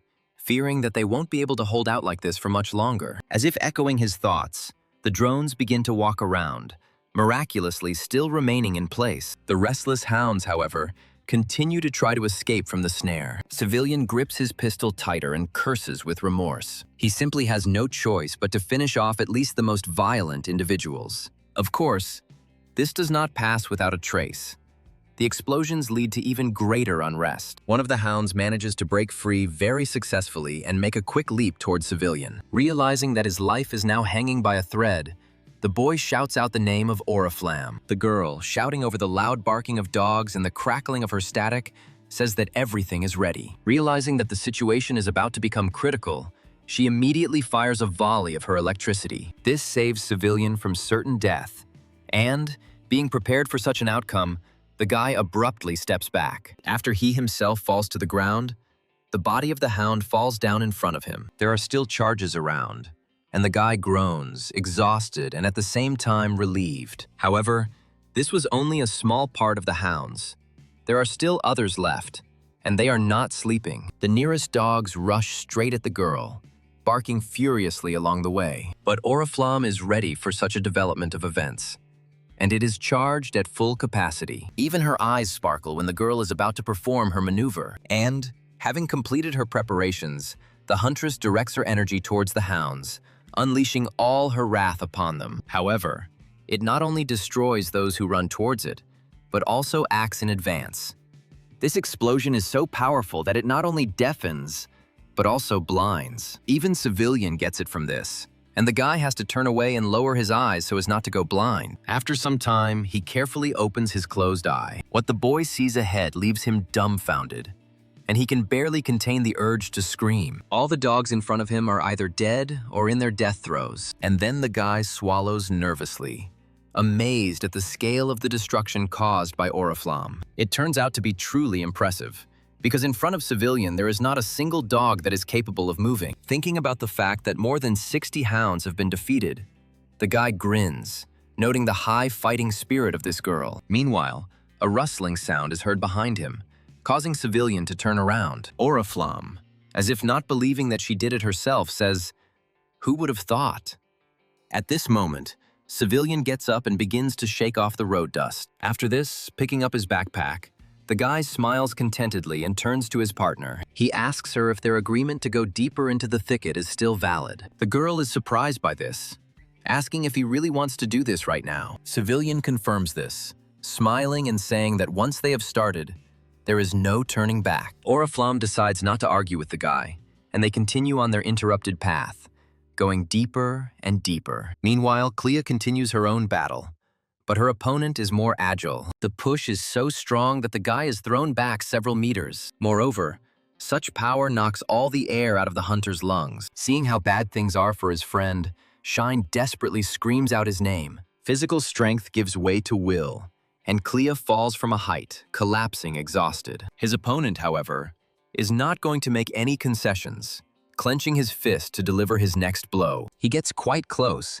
but an obstacle appears in the monster's path, preventing him from moving further. This boy created it, although maintaining this kind of barrier is difficult for him. To everyone's surprise, the monster stops without making any further attempts to attack, but he starts mumbling something again in a language unknown to Shine. For a few long moments, the monster freezes, as if changing its mind about fighting. And the next thing he does is he lets out a very slow and drawn-out breath. This makes Shine relax a little, but he realizes that he was wrong in his assumptions, because the very next moment, his clasped hands fall heavily and sharply onto the dome in front of him. The boy once again has to infuse his construction with strength in order to withstand the powerful onslaught. It's worth it, because even though the blow is powerful, the monster fails to break through Shine's defense. However, the teenager had to put in a lot of effort to achieve this, and now he is exhausted. Now his opponent begins to say something, clearly pleased with this result. And the next moment, several blows fall on the shield at once, not much less powerful than the previous one. Completely unprepared for something like this, Shine begins to tire even faster. The boy is horrified by the realization that he cannot last like this for long, and the monster continues to strike blow after blow, sparing neither himself nor especially the boy. He himself desperately shouts out an appeal to his friend, urging him to wake up. But Clea turns out to be deaf to this cry, because he too was hit pretty hard. But it only seems that way at first glance, because if you look closely, the guy moves a little, and the next moment his eyes suddenly fly open and he takes a greedy breath. Quickly assessing the situation, the senior hunter overcomes himself and gets up. At this time, Shine continues to hold the dome, not yet noticing his friend who has come to his senses. And all this time, he is afraid to relax even for a moment, because he fears not only for his life, but also for the life of his comrade. However, the next moment, the latter appears behind the monster, striking him. But despite the fact that this attack was supposed to be unexpected, the monster manages to stay on its feet. And yet, the blow turns out to be quite good, as a decent mark remains on the monster's skin. And then he, clearly unhappy with what is happening, begins to growl with anger. Shielding her younger comrade with her body, Clea asks him how he feels. In fact, if the guy would only look at Shine, he would understand everything himself, but he doesn't. Therefore, the boy, taking advantage of the opportunity, only squeezes his hand, which is aching with pain, even tighter. And then he says it's all nonsense and he's perfectly fine. The elder hunter allows himself to look at him and mockingly asks, "Really?" To this, Shine responds with good-natured agreement, saying that it could not be otherwise. After making sure the boy is not seriously injured, Clea takes up her sword, preparing for battle. He signals to his partner that he is ready for battle. The reason for this is that Shine will be involved in this too.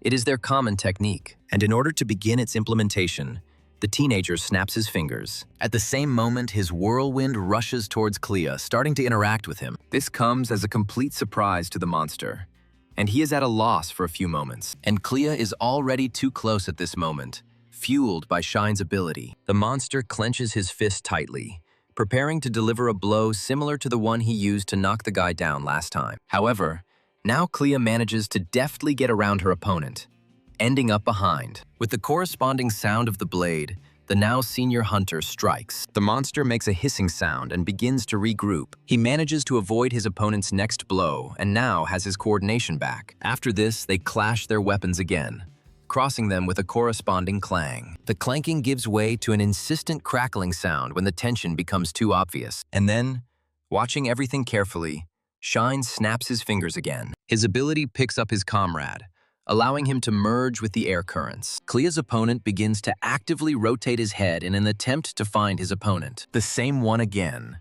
at what he considers to be the most opportune moment, finds himself behind the monster. But the monster manages to sense it and turns away, wanting to strike back at his opponent. He fails, as Shine again makes Clea disappear right from under his nose. And the very next moment, the hunter appears from the most unexpected side. The monster begins to growl angrily again, belatedly realizing that he can no longer dodge. Then instead, he turns around as quickly as he can, wanting to make an attack in return. However, instead of retreating, the hunter fearlessly throws his blade forward. When its blade touches the opponent's hand, the sound it makes is as if it were not a hand at all. But Clea has no intention of backing down, so he tries to see things through to the end. It works, but only partially, and his next blow is met by the monster's skin with a sound that is already familiar to him. To avoid trouble, Clea moves again with a characteristic click. However, his opponent is not going to let him go, starting to look for him with his eyes and growl. The monster's instinct makes him look up,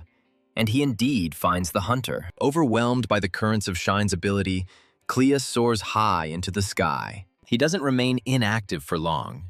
Everything ends when the air around the guy starts to swirl. The hunter grips the hilt of his sword tightly and gives it a sharp twist. After this, he performs a feint, pretending to throw away the blade. In fact, the guy immediately flies up to him, sharply grabbing the handle and squeezing it with both hands. And so the hunter begins to descend quite briskly from his height, approaching his opponent. This comes as a surprise to him, but the monster manages to put his forearm in front of him. Before making the next gesture, the younger hunter chuckled contentedly. The flow of his wind envelops Clea again, beginning to merge with it into one whole. After this, the hunter finds himself in a completely different place and is already preparing his weapon for an attack. The airflow created by Shine allows Clea to move even faster. Thanks to this, it penetrates very deeply into the flesh of the hunter's opponent. However, this is not enough for Clea, and he twists the blade in the wound. This allows him to not only penetrate deeper into his opponent's flesh, but also pierce it right through.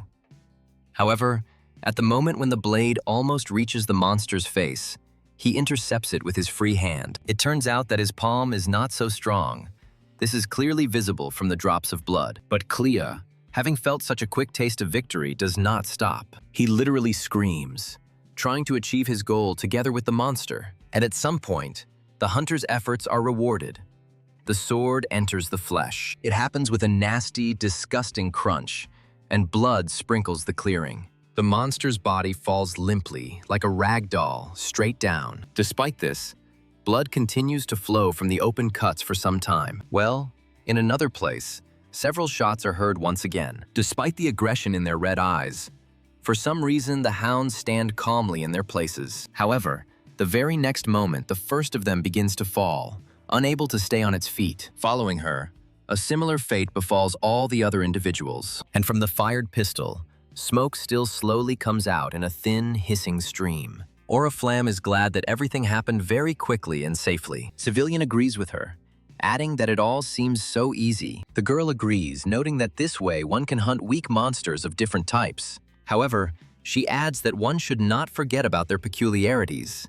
and the guy agrees with her. However, Civilian mentally notes that even the lowest level is not easy to overcome. The guy compares life to a game, saying that they are completely different. After all, the leading factors here are abilities, situation, environment, and mathematical variables. Combat effectiveness here is not determined by level, and if this happens, it is very rare. Oriflamma puts in its 2 cents, adding that careful preparation is important here. Civilian agrees with the girl, saying that all this is undoubtedly true. Oriflamme is thinking about this more seriously, considering that upgrade to be preparation. The guy nervously shudders, reminding his interlocutor that he said that he had failed several times before. Still, he agrees, admitting that the upgrade is an unresolved issue. He remembers that this has already failed 5 times, and remembers the absorbed crystals. Civilian also recalls that he even tried to swallow 10 of them at a time. Oriflamme is amazed, calculating the cost of each one that the guy just threw away. Civilian begins to discuss the cost of a regular pistol,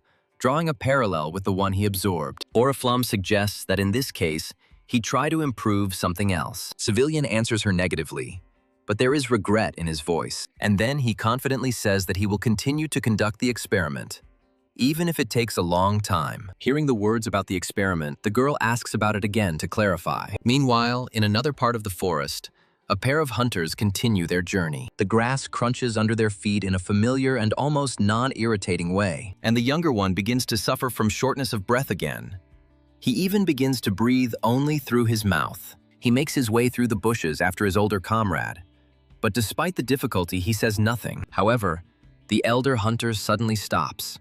But Shine does not pay attention to this. Clea was also tired, but he was exhausted not so much by the difficult journey as by the previous fight. But the younger one stubbornly continues to walk, wanting to prove to his idol that he is no longer a child. But the moment he gets in front of Clea, he senses something and gets scared. To make it in time, he shouts loudly, warning Shine of the danger and asking him to be careful. Luckily, he has enough strength to move forward and stop the younger one. Feeling a strange emptiness under one of his feet, Shine lowers his eyes. What the boy sees makes him stutter with fear and ask what it is. And he means this huge hole, from the bottom of which the echo of a fallen stone is only now rising. But at the same time, strange noises of unknown origin and the howling of the wind are heard from there. Shine drops a few more rocks from above to test how deep the hole is, but there is still no sound. And this makes the younger hunter swallow nervously. Strange noises continue to come from the bottom of the pit, but they no longer sound like the howling of the wind. Suddenly, the sounds change, becoming a shrill and terrifying squeak. This causes the boy not only to recoil, but also to fall to the ground. Shine starts to laugh, but his trembling cannot be hidden by his bravado. The next moment, the teenager's voice sounds muffled as he addresses Clea, and then the boy acknowledges the fact that he almost died and laughs nervously again. Under Clea's watchful gaze, he acknowledges the fact that he has expended too much energy. However, the thoughts of the senior hunter, alas, are now in a completely different place. Remembering this monster, the guy also notes to himself that he can speak. At the same time, the hunter remembers their confrontation, as well as what his opponent did. It follows from this that he is quite intelligent, because how else could he have come up with something like this? Clea speculates that the creature may be either a high-level hunter or an actual monster. Meanwhile, Shine manages to get to his feet and let out a tired breath. Ominous sounds start coming from the pit again, and one of the boys suggests to the other to go in there. Meanwhile, in another part of the forest, Civilian is deep in thought. He wonders if his idea will be possible to make reality if he absorbs a large number of crystals at once. The guy thinks about the number of items that can be created by providing others. He notes that up until this point, everything had been almost correct, with only a few exceptions. However, this is not a good thing, because it is in the past. Because now everything is completely different. Thinking about his eternal failures, the guy sets himself up to try to think differently. Clenching his fist tightly, Civilian is about to try a new approach to this matter. This time, he wants to use much more than 10 crystals. But still, in the back of his mind, the question thrums. Will he be able to carry out his plan this time? The voice of the Oriflamme is heard nearby, bringing Civilian out of his thoughts. She asks him if everything is ready. Turning to face his interlocutor, the guy answers her affirmatively, saying that she will then watch everything from afar. The girl asks Civilian to tell her when he is finished. The boy thanks her, thinking that Oriflame promised not to interfere with him while he creates a new weapon. Civilian feels embarrassed in front of the girl for this, but he is truly grateful to her. And before starting his business, the guy takes a deep breath, and then, approaching the backpack with crystals, he rhetorically asks, "Well, shall we try?" Carelessly pouring out his materials for creating new items, Civilian thinks. His thoughts were that he would not be able to hold such a number of crystals in his hands at once. And then he tries a new way, placing his hands on top. For a moment, Civilian hesitates, and in this pause, his heart begins to pick up speed. It thunders in the guy's ears like an alarm, making him start to worry even more. In order to calm down at least a little, Civilian takes a deep breath and exhales just as slowly. After this, he hesitates a little longer, but the guy's determination has already become stronger. The next moment, Civilian speaks the words that activate his ability. As soon as this happens, power begins to emerge from under his hands, accompanied by the usual glow. However, due to the large number of crystals, the noise is much louder this time and can be heard much further away. And this applies not only to sounds. The glow this time is also many times more powerful. It illuminates not only the perimeter, but also becomes visible from other corners of the forest. But this process, like any other, cannot last forever. And at some point it subsides. And only after Civilian realizes that the deed is done, he opens his eyes. What awaits him makes the guy not only open his eyelids wider, but also almost scream. And the very next moment, a triumphant smile appears on his lips. The residual flow of the boy's power after using it passes through the weapon like a rustling wind. And Civilian, beside himself with joy, notes out loud the fact that he succeeded. Goading either himself or his comrade, Shane suggests moving forward. However, he can't even move because Clea stops him. The elder hunter hesitates, pausing, as an internal struggle takes place within him. Gripping his weapon tightly, he wonders in his mind if they really need to go in there and check everything out for themselves. Intuitively understanding that the answer is yes, the guy pours energy into his blade. However, the effect turns out to be far from what he expected to see. But that is understandable. Clea thinks that he is not in the best condition now, as he has spent too much energy. The guy wonders in his mind if this is really necessary. But at the same time, he thinks that he still has a little strength left. The older hunter turns to the younger one, asking him if he can check the den. The boy nods in agreement, but says that his strength won't last long, so he'll do it quickly. Clea agrees to these terms, because they need to sort everything out, and asks Shine not to overwork himself. Snapping his fingers, the boy activates his power, which immediately begins to swirl around him. But this time, something a little different happens. The wind doesn't pick up the boy.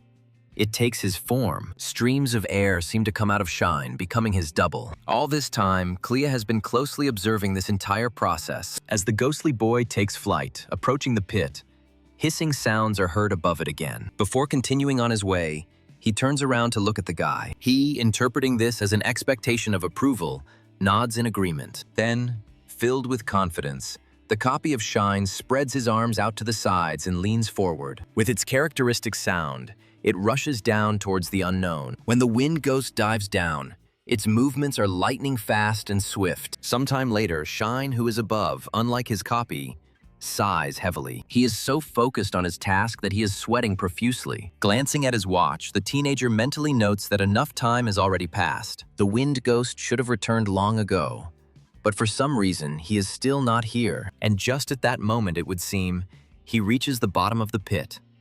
But not everything is so clear-cut. What appears beneath his feet is something completely different from what he expected. Instead of a solid surface, there is water. As soon as the projection tries to look around, it notices something that puzzles it. Along with the projection, Shine is also puzzled. The teenager cries out in amazement and uncontrollably. After this, he suddenly loses his strength and, falling to his knees, begins to tremble and groan exhaustedly. Seeing her friend's suffering, Clea approaches him and asks worriedly about his condition. For some time, the boy doesn't even find the strength to answer. But then he says that he thinks he's found what he needs, although he's not entirely sure. The elder hunter's face changes, thinking that they have finally found what they were looking for. But he doesn't allow himself to get too lost in thought, extending his hand to his friend. He immediately accepts the support, placing his own palm into Clea's. And when the older hunter helps Shine up, the boy groans with effort. Glancing at the sky, Clea invites the younger one to come back. He doesn't say anything in response, but nods, thereby expressing his agreement. And with these thoughts in solidarity, the hunters head back in the direction they came from. However, at some point, Clea stops and turns around. He looks towards the pit in silence. But conflicting thoughts are swarming in his head. Meanwhile, an ominous squeak is heard from there again, which does not bode well. But the senior hunter pulls himself together and, pulling himself together, reminds him that it's still too early. However, clenching his fist, he also mentally adds that they will return here again soon. When they return to the laboratory, night has already fallen on the city. Leaning back in her chair, Crystal begins to speak. She clarifies with her interlocutor, asking him that the two of them are not enough. Clea confirms these words, saying that, who knows? Maybe there is someone stronger than that monster. The girl chuckled vaguely and said that now it was no longer a secret to anyone. The hunter responds by saying that he has several people in mind. His interlocutor's first reaction is surprise, and then she speaks up again. Crystal asks Clea who these people are, and as these candidates the hunter names, Civilian and Oriflamme. Hiding a satisfied grin behind her words, Crystal asks the guy the reason for this. Clea tells the girl about how he saw Civilian at the training center. The guy says that back then he didn't look like someone who stood out much. Clea suggests that this man was not noted at the training center as a highly skilled hunter. Crystal thinks about it and says that perhaps Civilian is connected to some group of hunters. The girl praises Clea's memory, arguing that he remembers a man who was not particularly remarkable. The hunter brushes this off, saying that he is just preparing for what awaits them all. Crystal says that makes sense and wants to continue, but the guy interrupts her. He says that there is no time to waste, otherwise they will miss them.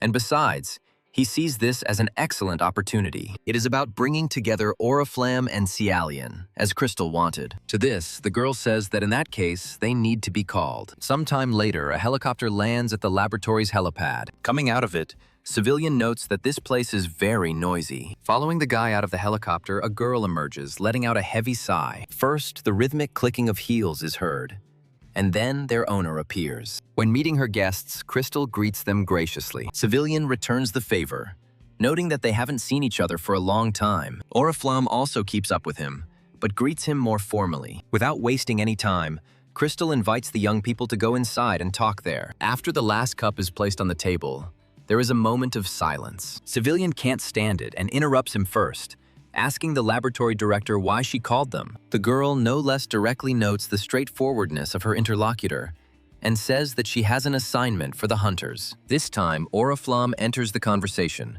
asking a clarifying question on this matter. The scientist starts from afar, saying that the horned mutant rabbit and the metal slime are connected. Hearing these words, Civilian immediately remembers his battle with both of them, and he immediately asks Crystal what she is talking about. And the girl sets a condition. She says this information is top secret, and they need to make a choice. Hearing the question of whether they could risk their lives, both hunters swallow nervously, and while the guy is thinking that this conversation is strange, the girl says that she agrees. Crystal warns her that if problems arise, the lab won't be able to help them, like with the metal slime. Oriflamme says that she understands this, but she has already decided everything for herself. Civilian also expresses his agreement, saying that he will not stand aside either. Crystal reiterates her words about confidentiality. When she expresses hope that the boys understand that this all needs to be kept secret, they confirm this. Clapping her hands loudly, the scientist suggests starting, and suggests that this conversation could prove very interesting. Starting to talk about their country, the girl corrects herself, saying that monsters can hide in many other countries. Civilian nods understandingly, agreeing with this, and adds that there are a lot of them. The woman gently reprimands him, saying that she means monsters among men. Hearing the words that they may be not only of one kind, but even more, the hunters become wary. They ask the scientist what she means, but she asks them to listen to her first. Crystal says that although the purpose of infiltrating the ranks of people is still unknown, monsters are definitely among them. She says she also doesn't know what exactly they want: the death of humanity or peaceful coexistence. Hearing these words, Civilian can't stand it and starts laughing nervously. He thinks that all this sounds like fairy tales, because it's hard to believe even in the existence of such monsters. And yet, the guy allows the thought that if a scientist says so, it might turn out to be true. The thought that monsters are not only among people, but also exist in human form makes him tense. The guy starts shaking his head, trying to drive away the terrible thoughts. Meanwhile, Crystal says that she has found proof and begins to talk about the mutation of low-level monsters. Oriflamme asks cautiously if this hasn't always happened. The scientist agrees with her, but adds that she means that the number of these mutations has increased, saying that perhaps this doesn't seem like a reason to ask him for a favor. She asks the boys to look at something. When the scientist turns on that very screen, all eyes in the room turn to it. Civilian speaks up but immediately falls silent.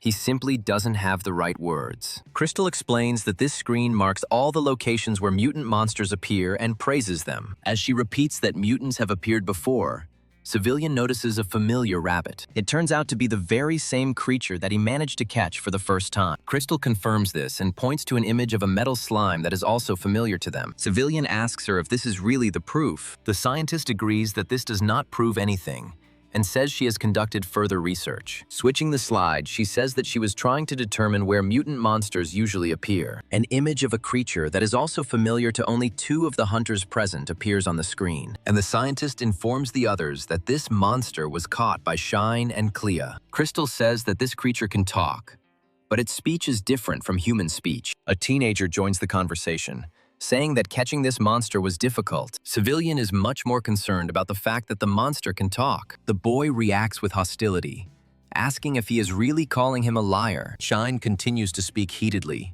but at that moment, Crystal's hand flies into the air. The teenager still doesn't like this arrangement, but he just chuckles resentfully. Crystal remarks that even though they can't understand this monster, it's better than nothing. And Civilian begins to think about monsters that can speak, believing that they have intelligence. This again makes us consider the idea that such creatures may indeed be hiding among people. Without giving the guy time to think things over, Crystal grabs his attention with the next shot. The girl begins to talk about how, having dealt with this monster, the hunters continued their search. She states with certainty that there are definitely monsters in this place, and the scientist's #1 goal is to find other evidence, and also, concurrently if possible, destroy the monsters. Hearing something like this, each of the boys shudders, but for different reasons. Civilian reminds Crystal that she doesn't know for sure whether these monsters are dangerous or not, but the girl says that the monsters are their enemies, because they were the first to show aggression and attack. But Civilian, replaying the memories in his head, now wonders if this is true. Crystal asks them to check everything first, because for now their goal is search and reconnaissance. When Oriflamme hears words about war, she asks if there is a possibility that it will not happen. And her interlocutor, in response to this, says that she really wants to believe it. The next moment, Crystal rises from her seat and approaches Civilian. When she extends her hand to the guy, he doesn't quite understand what this girl is trying to achieve. Meanwhile, she asks the hunter whether he will try to do this for her or not. Civilian looks at Oriflamme and notices that she is looking straight at him. Such a close gaze makes him feel uneasy, and the boy looks at the other hunters. This kind of attention to his person makes him feel uneasy, and Civilian begins to think feverishly. He asks himself why he feels like he's being drawn into something big, and under so many pairs of eyes.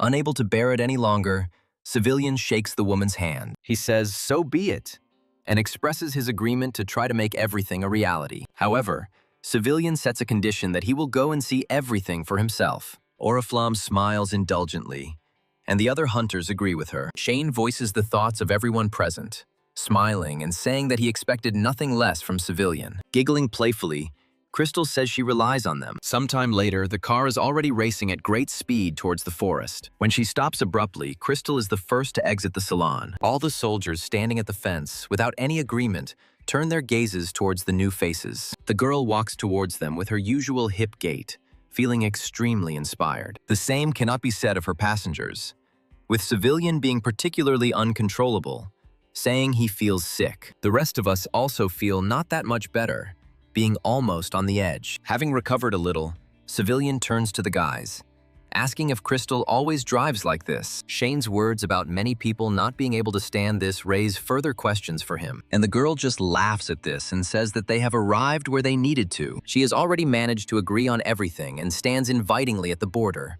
inviting hunters inside. Now the first of them moves from his place, and soon all the others follow suit. Shine suggests moving forward because it's unknown how long everything will take. Civilian teases the younger one, asking him if he is pretending to be strong when in reality he is trembling with fear. Oriflamme maintains a friendly atmosphere, saying that she will protect him, and the boy gets excited, screaming slightly aggressively and asking who asked her about this. Clea remarks that they shouldn't linger any longer and invites the rest of the hunters inside. Crystal speaks loudly to be heard over the rising wind, wishing the boys good luck, and then he adds more quietly, asking each of them to return alive. Even just breaking through the gaps in the treetops, the sun is scorching. Wiping sweat from her face, Oriflamme sighs heavily and turns to one of her companions. She asks the hunter how long it will take. Clea says they're going in a straight line, but it's unclear whether they'll have to spend the night here. The girl expresses only understanding out loud, but she feels uneasy. Civilian thinks that the current situation requires keeping everything secret. He continues his thoughts on this matter,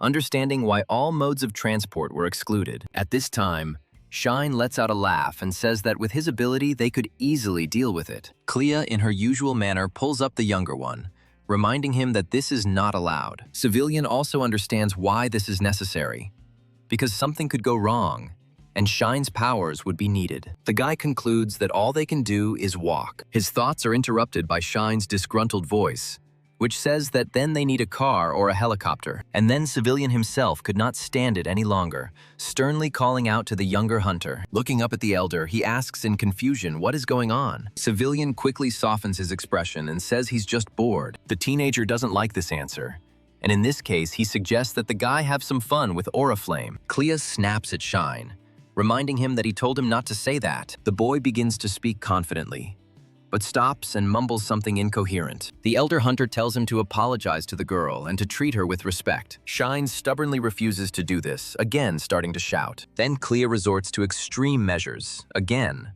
but in a scary voice, addressing the teenager by name. Knowing firsthand what this entails, he expresses his understanding, and then he reluctantly but politely apologizes to Oriflamme, speaking to her formally. This makes the girl feel uneasy and she starts to hesitate, but she accepts the apology. Civilian thinks sadly that this is once again a one-man show. Meanwhile, Clea notices something and freezes in her tracks. He raises his hand so that it can be clearly seen, and so that everyone understands that it is time to remain silent for now. However, not everyone understands this gesture, and Shine asks the hunter why he did this all of a sudden. And then, to make it clearer, his interlocutor makes another gesture, asking the younger one to be silent. Civilian tenses up because he already guessed what this all means. And to confirm his words, Clea the very next moment says that he senses a monster. Experiencing a wide range of emotions, the hunters freeze, obeying Clea's command. The same one,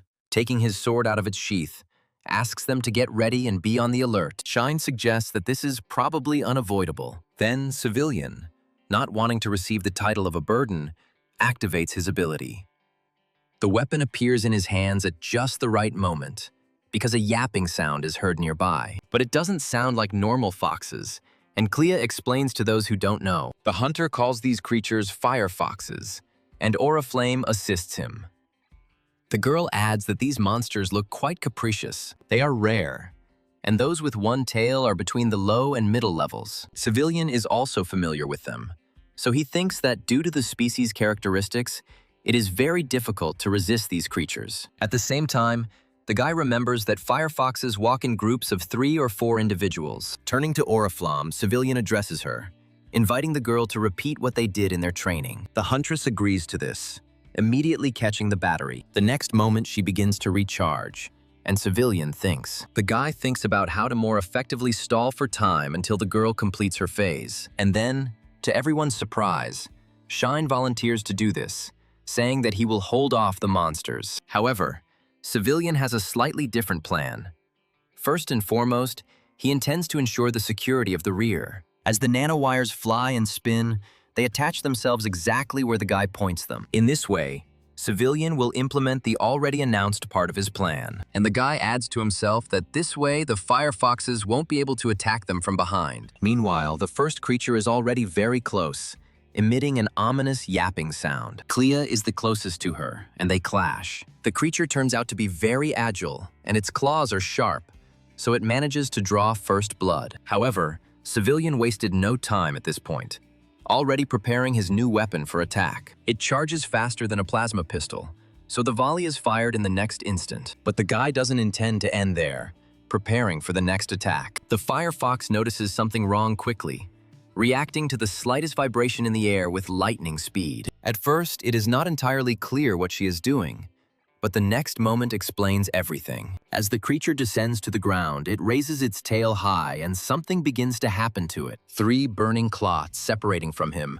rush towards danger as quickly as all the fox's movements. Of course, it is the projectiles fired by Civilian. At their final point, both sides merge into one, and a rather impressive explosion occurs, from which nothing escapes. It is so bright and large in scale that Civilian is forced to cover himself. And then he grins sadly, noting the rather impressive intelligence of the Firefoxes. Meanwhile, Clea races towards her target, eager to seize the opportunity. Not even a second passes before the sound of cutting flesh rolls through the area. Blood bursts out of the cut in a fast stream, breaking up into small splashes. The hunter stops, because his work is completed. Civilian, wanting to raise morale, states that one of the Firefoxes has been defeated, but the very next moment he notices others and warns his comrades about them. Clea, who is closest to him, expresses his understanding. Meanwhile, 2 Firefoxes are rapidly approaching them. Civilian thinks that if things continue like this, they will catch them without any problems. However, everything changes when a wild howl comes from an unexpected place. The hunter turns sharply towards the sound, wanting to find its source as quickly as possible, and he notices something glowing right above the net he had set up for safety. Shine also notices this individual, and the realization of this makes him feel uneasy. Civilian wonders in his mind what kind of monster could be capable of a surprise ambush attack. Meanwhile, the Firefox, looking intently at its target, is already preparing to attack. Civilian mentally notes that this individual is much stronger than those mid-level ones. Clea, echoing his thoughts, adds, suggesting that it could be a mutation. Well, the Firefox chooses its target no less wisely, attacking the most defenseless ones at the moment. Clea, realizing that things are getting tough, shouts out her friend's name. Civilian also expresses his feelings, but only to a greater extent for the even more defenseless Oriflamme. The fox is already very close, and the girl is still continuing to charge the battery. Realizing that she has very little time left, Oriflamme so naively and stupidly asks to give her a minute. Hissing with zeal and inevitability, the girl thinks that she lacks energy, and yet now there is no choice, and Oriflame decides to act. Even though there isn't enough energy accumulated, it's still there, and the girl uses it. It is only natural that with the sense of her kind, the Firefox would notice the attack approaching her. She makes movements, trying to either dodge or maneuver, like her relatives did earlier. And Oriflamme's battery charge is already very close. And all this happens in literally milliseconds. The end result of this inevitable collision is an explosion more effective than the last. Just as before, unable to look at him, Civilian tries to protect his face. However, as the smoke begins to clear, something red begins to appear from behind its clouds. Realizing what this might be, Clea shudders in fear, not expecting such an outcome. The Fireface doesn't just hold itself stoically, it moves exactly the same as before. Then Shine decides to take matters into his own hands by activating his own ability. Calling upon his strongest wind, the boy addresses the fox, commanding him to die. At the same moment, streams of his nimble ability like arrows rush towards the enemy. And, literally a couple of moments later, another explosion occurs, not much less powerful than the previous one. The resulting smoke gradually begins to clear, but Shine is in no hurry to recall his ability. The teenager still has doubts and wonders out loud whether he succeeded. The question is not rhetorical, as Clea answers it, and in the negative. And indeed, the very next moment, each of those present can observe a whole creature. Civilian is no exception and is also puzzled by this, starting to speak in confusion. Meanwhile, behind the hunters, a familiar, eerie yapping sound is heard. Civilian turns to the creature in surprise, but realizes that he is too late to repel its attack. Clea, whose reactions are faster, comes to his aid. This gesture makes the guy feel worried for the hunter, and he asks him if he is okay. Ignoring the question, Clea suggests that Civilian leave the two to him. Meanwhile, the fox, who had already managed to jump back, began to approach again. The guy growls out of despair because he doesn't want to leave his companion alone with dangerous creatures. But this measure is forced, so the guy rushes to fulfill his part of the plan, telling Clea that he is counting on him. He thinks that Oriflamme needs time to accumulate energy again. Therefore, Civilian intends to support her and do so at any cost. With these thoughts, the hunter reloads his weapon, aiming it at a potential target. Reloading and energy accumulation happen quickly, and now the projectile is already rushing towards the fiery fox. She, as usual, notices him almost immediately and immediately finds him with her eyes. This allows the monster to jump away at the most opportune moment. But the fox is not going to stop there. She takes off almost immediately, performing a cunning, deceptive maneuver. After this, the creature turns sharply and rushes straight at Civilian. The fire fox swings as she moves, raising her paw with sharp claws over the guy. It happens so quickly that the hunter doesn't even have time to properly dodge. The fire fox playfully shifts from paw to paw and barks contentedly. The blood dripping from the scratches seem to echo the cunning creature, continuing its mockery. Civilian's hands hang limply at his sides and begin to tremble involuntarily. The guy thinks with bewilderment and annoyance about how stupidly he got caught. Meanwhile, the fire fox makes the now familiar movement with its tail, and even more fiery clots separate from the tail, rushing towards the enemy. Not only does Civilian's gaze change, the boy confidently straightens up to his full height, and then he raises his weapon again and begins to repel the attack with his former enthusiasm. Each of his shots hits the target, causing more explosions. Because of this, a dense smoke screen appears between the firefox and the hunter. However, for a creature accustomed to relying on its instincts, this is not an obstacle. It pounces on the enemy, wanting to sink its teeth into him. But Civilian does not give up. He not only uses his weapon as a shield, but also pushes the firefox away from himself. Pushing the creature away from him, Civilian again fires a series of shots, wasting no time. However, despite the quick and sudden attack, the firefox notices her too. And although it seems that she is frozen in a stupor, in fact, this is not the case. The creature's inventive brain has already come up with a solution. To minimize damage, the firefox shields itself with both tails. And yet, by blocking its own view, the creature does not notice one of the attacks. Seeing all this, Shine lets out an uncontrollable cry, stating the fact of a direct hit. Stepping aside, the fox begins to whine pitifully. But she has no intention of giving in and retreating so quickly. Rotating around its axis, the creature gathers strength to fire an even more powerful shot. With nothing to do, Civilian is forced to answer the firefox's challenge again. He fires as many shots as the number of lights the fox directed towards him. Their trajectories correspond exactly to each other, and it becomes clear that a collision is inevitable. And so it happens. The explosion that envelops the area becomes even more powerful than the previous ones. It's impossible to see anything in the resulting haze again, so Civilian begins to peer desperately, remembering what happened last time. The light of a fox's tail flickers in the fog, but it moves cautiously and slowly. But this is enough for Civilian, and he puts his finger on the trigger and quickly pulls it. The beam from his weapon rushes towards the creature with lightning speed, piercing right through the haze. When wounded, the firefox does not have time to orient itself and is wounded. With a final rise into the air, her fiery tails fall with her. Well, and then their fire goes out, revealing completely ordinary tails. Civilian acts cautiously, but even so, he can't help but let out a sigh of relief. Clea, approaching him, asks either the hunter or rhetorically if this is really all. The younger one lets out a sigh of relief and says that the fight is over. Clea, noticing that it is starting to get dark, says that they urgently need to find a place to spend the night. Both Shine and Oriflamme loudly blurt out their agreement with him in one voice.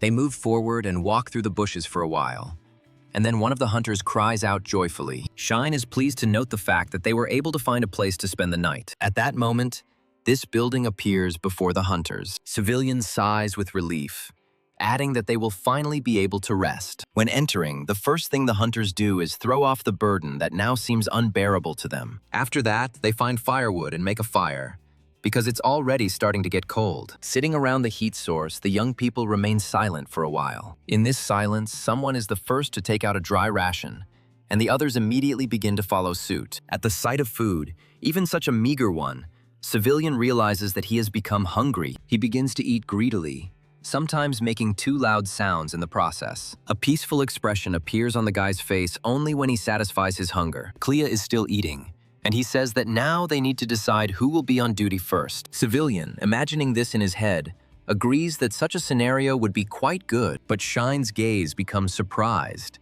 and he asks what it is. Civilian starts from afar, saying that one must be especially careful at night. While he is saying obvious things, Shine agrees with him, and Oriflame joins him. Then Civilian continues, saying that monsters can attack when they sleep, so a night watch is needed. Clay, deciding everything for everyone, says that only 3 will be on duty, in turns, so that Shine can get enough sleep. However, the boy clicks his tongue in displeasure, saying that he can do that too. Civilian mentally notes that even such a restless boy has a sense of duty. Meanwhile, Clea says to Shine that he has had enough for today, and that he must save his strength. The boy begins to speak, trying to object, and a third person joins the conversation. Civilian says that Shine really needs to get a good rest because he has a lot of work tomorrow. The other elders also confirm these words with a nod of their heads. The younger one clicks his tongue again in displeasure, but still reluctantly agrees with them. Clea determines the order according to which Civilian will be on duty first, then he, and Oriflamme concludes everything accordingly. The guy, noticing that it is more difficult to be second on duty, suggests that the hunter be first or third. Oriflamme agrees with him, thanking Clea for her concern, but noting that he shouldn't burden himself so much. Clea declines the offer, saying that being second duty is no problem for him. Hearing these words and the persistence in the guy's voice, Oriflamme gives in, agreeing with him. Clea goes over the duty order again, and the other hunters express their agreement with it. The hunter says that everything will be fine if everyone fulfills their duties conscientiously. When the boy says it's time to sleep, he pays special attention to the teenager. Shine quickly agrees, guessing what a refusal could mean. When Civilian rises from his seat, he groans absent-mindedly, and then he says that in that case he went to his post. Finding himself outside, the guy begins to listen to the sounds around him. Periodically, he looks around, casting a glance into the distance so that, if necessary, he can be on the safe side. But for now, nothing is happening. So the guy allows himself to look at the beautiful sky and immerse himself in his own thoughts. He recalls how he recently worked as a cashier and had no idea that he would be doing something so grandiose. And then Civilian wonders if a solution will be found if there is another fight tomorrow. The moon continues to slowly move across the starry sky, and the guy is still thinking. But at some point, leisurely and measured steps are heard behind him, and although they are quiet, in the silence of the night, it is not difficult for Civilian to discern the source of this sound. And then the guy turns around, trying not to show his surprise, because it's still too early for the changing of the guard. However, contrary to expectations, the one who comes out to him turns out to be Shine, and he asks if Civilian is sleeping. The guy thinks that the teenager woke up and he thinks it's cute. However, he quickly pulls himself together and asks the younger one why he woke up. Shine says a little haltingly that he can't sleep, and Civilian thinks about the future. Thinking that there might be a battle tomorrow, the boy tells the younger one that he needs to sleep to replenish his strength. Shine says he knows this, but he can't help himself, and asks Civilian for permission to sit next to him. He doesn't answer anything to this, but this question in principle does not require an answer. Shine sits silently nearby for a while, and then Civilian speaks up. He says that if you want to talk, you need to do it quietly, because there may be monsters nearby. After these words, Shine comes to life and emotionally expresses his understanding on this matter. A conversation starts between them. The younger one offers to talk about anything, because he doesn't know a lot. This is how part of Civilian's shift passes, and later the next day arrives. As soon as the sun rises, the hunting party gathers and continues on its way. They walk like this until they come across the first strangely broken tree. There are also some unusual marks left on the grass. It is flattened in strange places, and then something like a path appears, and the hunters stop. Oriflamme and Civilian, who had never been here before, are stupefied for a while. The guy asks Clea to clarify that this is the very place, and he confirms it. Oriflamme, in turn, asks why only traces remain here, and Civilian recalls how he was told about a fierce battle that took place in this place. He's referring to Clea's battle with that very monster, and details start to surface in his memory. Speaking again about the tracks, the guy asks if the monster's body should not have remained here. Shine answers him, starting to assume that he could have simply been abandoned. But Clea counters, saying that if they wanted to take it, they would have only taken a part for a sample. Civilian thinks, leaning towards the fact that this guy is telling the truth, but the situation puzzles him. Shine starts to comb the area, asking with annoyance what it is. Clea follows his example and comes to the conclusion that someone was trying to get rid of the traces. The hunter shares his thoughts with others, adding that it is too clean here. Oriflamme also joins the conversation, wondering who it could be. Clea notes that if a helicopter had come for the body, they would have known. Shine adds that even if it were a plane, Crystal would have known about it long ago. Remembering the words about this monster having intelligence, Civilian suggests that his relatives could have arranged a funeral for him. They answer him with doubt, but the guy doesn't let go of this thought, continuing to develop it. Civilian believes that if the monsters had intelligence, they could indeed bury their fellows, as even dolphins do. What he means is that these mammals push the dead individual to the surface, and Civilian again says out loud that he is still leaning towards this option. But even despite the argument, no one supports him.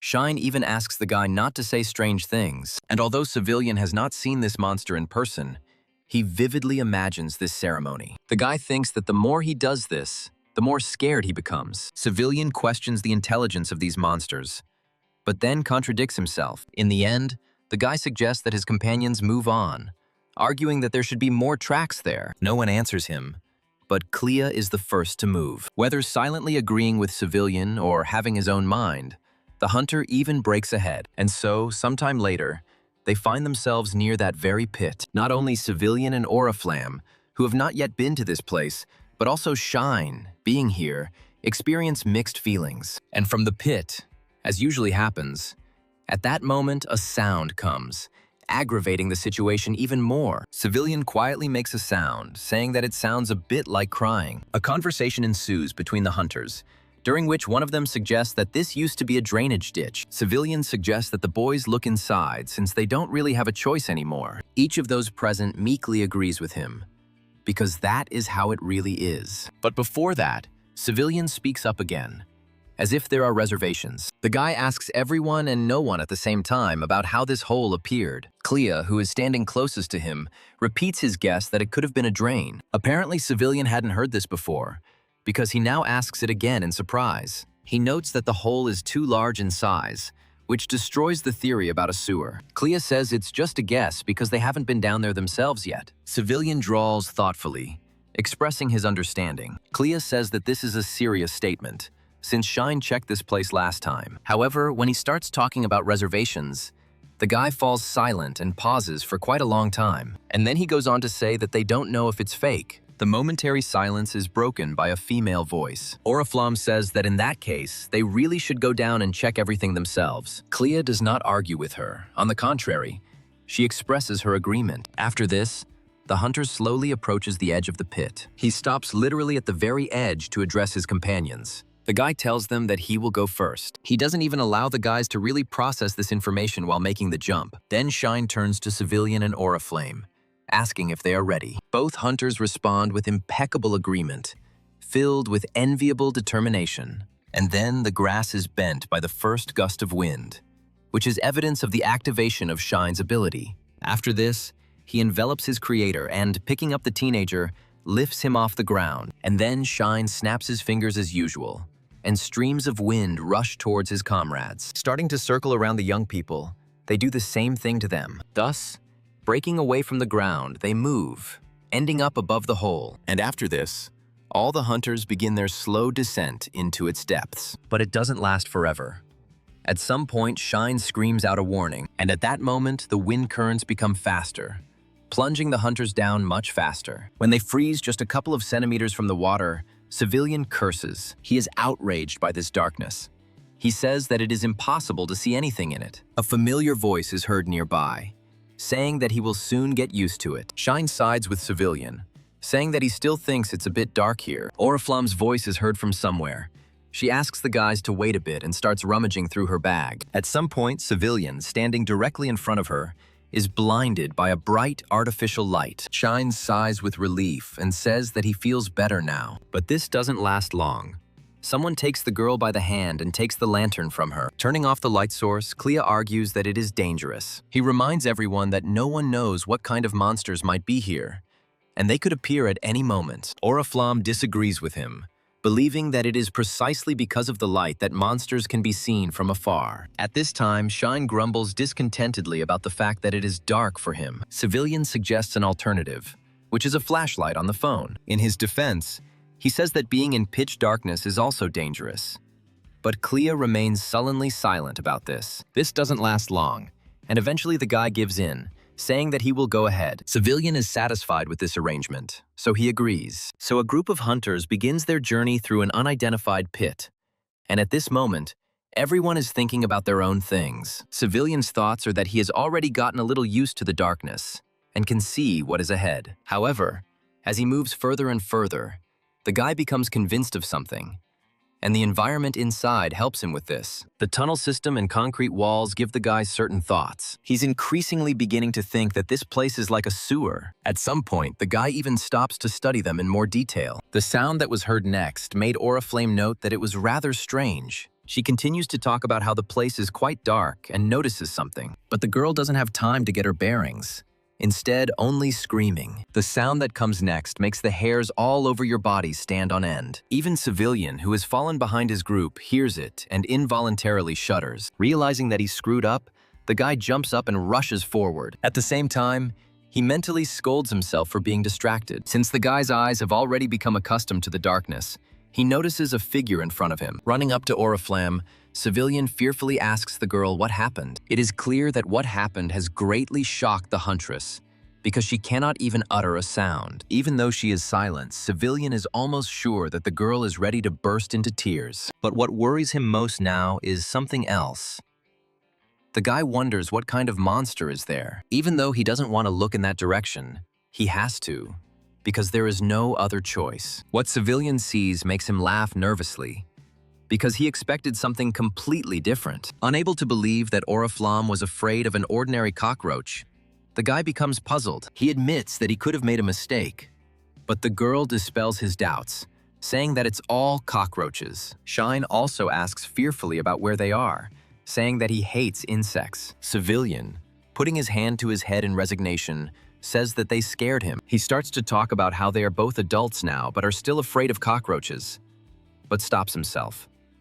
And the thing is that the guy notices something in front of him, which even makes him scream uncontrollably. Involuntarily following the cockroach with his gaze, the guy stumbles upon the following. And in that direction, there is not just one skull. There are simply piles of bones scattered around. Even Civilian himself recoils from this sight, gasping reflexively. A teenager turns to his friend, asking what he is doing there. At first, he himself cannot understand it. But then, when he manages to make out the outlines, he is amazed. Coming closer, the hunter sits down next to the bones to get a better look at them. The realization reaches Oriflame too, and the girl, dumbfounded, asks where so much came from. After conducting her mini-research, Clea concludes that this pile contains bones of people and monsters mixed together. Shine's voice approaches the group and says that he found it in the corner. Oriflame is even more horrified, asking who the hell is capable of such a thing. In their conversations and thoughts, they don't even notice the cautious sound approaching them. However, since Civilian is already the furthest away from this place, his ear catches an echo. The guy turns around, not wanting to be caught off guard and to check the situation. At that very moment, someone jumps out of the darkness at him, making a corresponding sound. Taking a closer look, Civilian is puzzled, because it is none other than a goblin. Yielding to the first impulse, the guy recoils, gasping in fear. And at that moment, the clang of a blade is heard nearby, instantly coming out of its sheath. Of course it was Clea, because he had already noticed the green creature. Without thinking twice and not wanting to miss the moment, the guy throws his scabbard at him. Since everything happens so quickly, the goblin only manages to notice them at the very last moment. Naturally, he can't do anything about it. The case is stuck right in his stomach. This knocks the wind out of the goblin, causing the creature to exhale harshly and hoarsely. After this, the hunter himself takes off, wanting to finish what he started. Almost at the very end of his path, the guy jumps up and swings wide, intending to deal with everything in one blow. In fact, that's exactly what happens, as the hunter pierces the green creature's head right through. Clea's gaze didn't show the slightest doubt.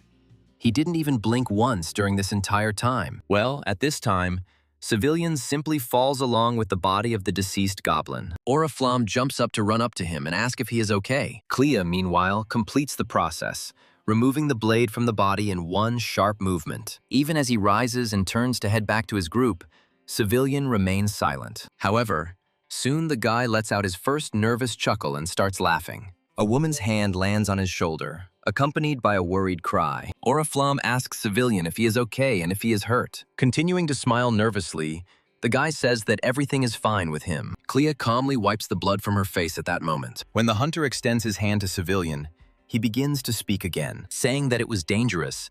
The boy thanks his savior. Shine remarks that if it weren't for Clea, he could have died and warns the hunter to be careful. At this point, Oriflamme asks where the goblins could have come from. The girl asks this because she always thought that this race always lives in groups, and just as she manages to utter these words, Civilian's ear catches something. Clea also does not remain indifferent to this sound, also straining and listening more intensely. From somewhere in the depths of this place, very scary sounds begin to be heard. With each passing second, they get closer, rapidly approaching the group of hunters. Having come to his senses, Civilian rises from his place and orders everyone to step back. Meanwhile, in the darkness in front of them, two scarlet and angry lights flash. The hunters freeze, afraid not only to make a sound, but even to move. And in the darkness, several more sounds are heard.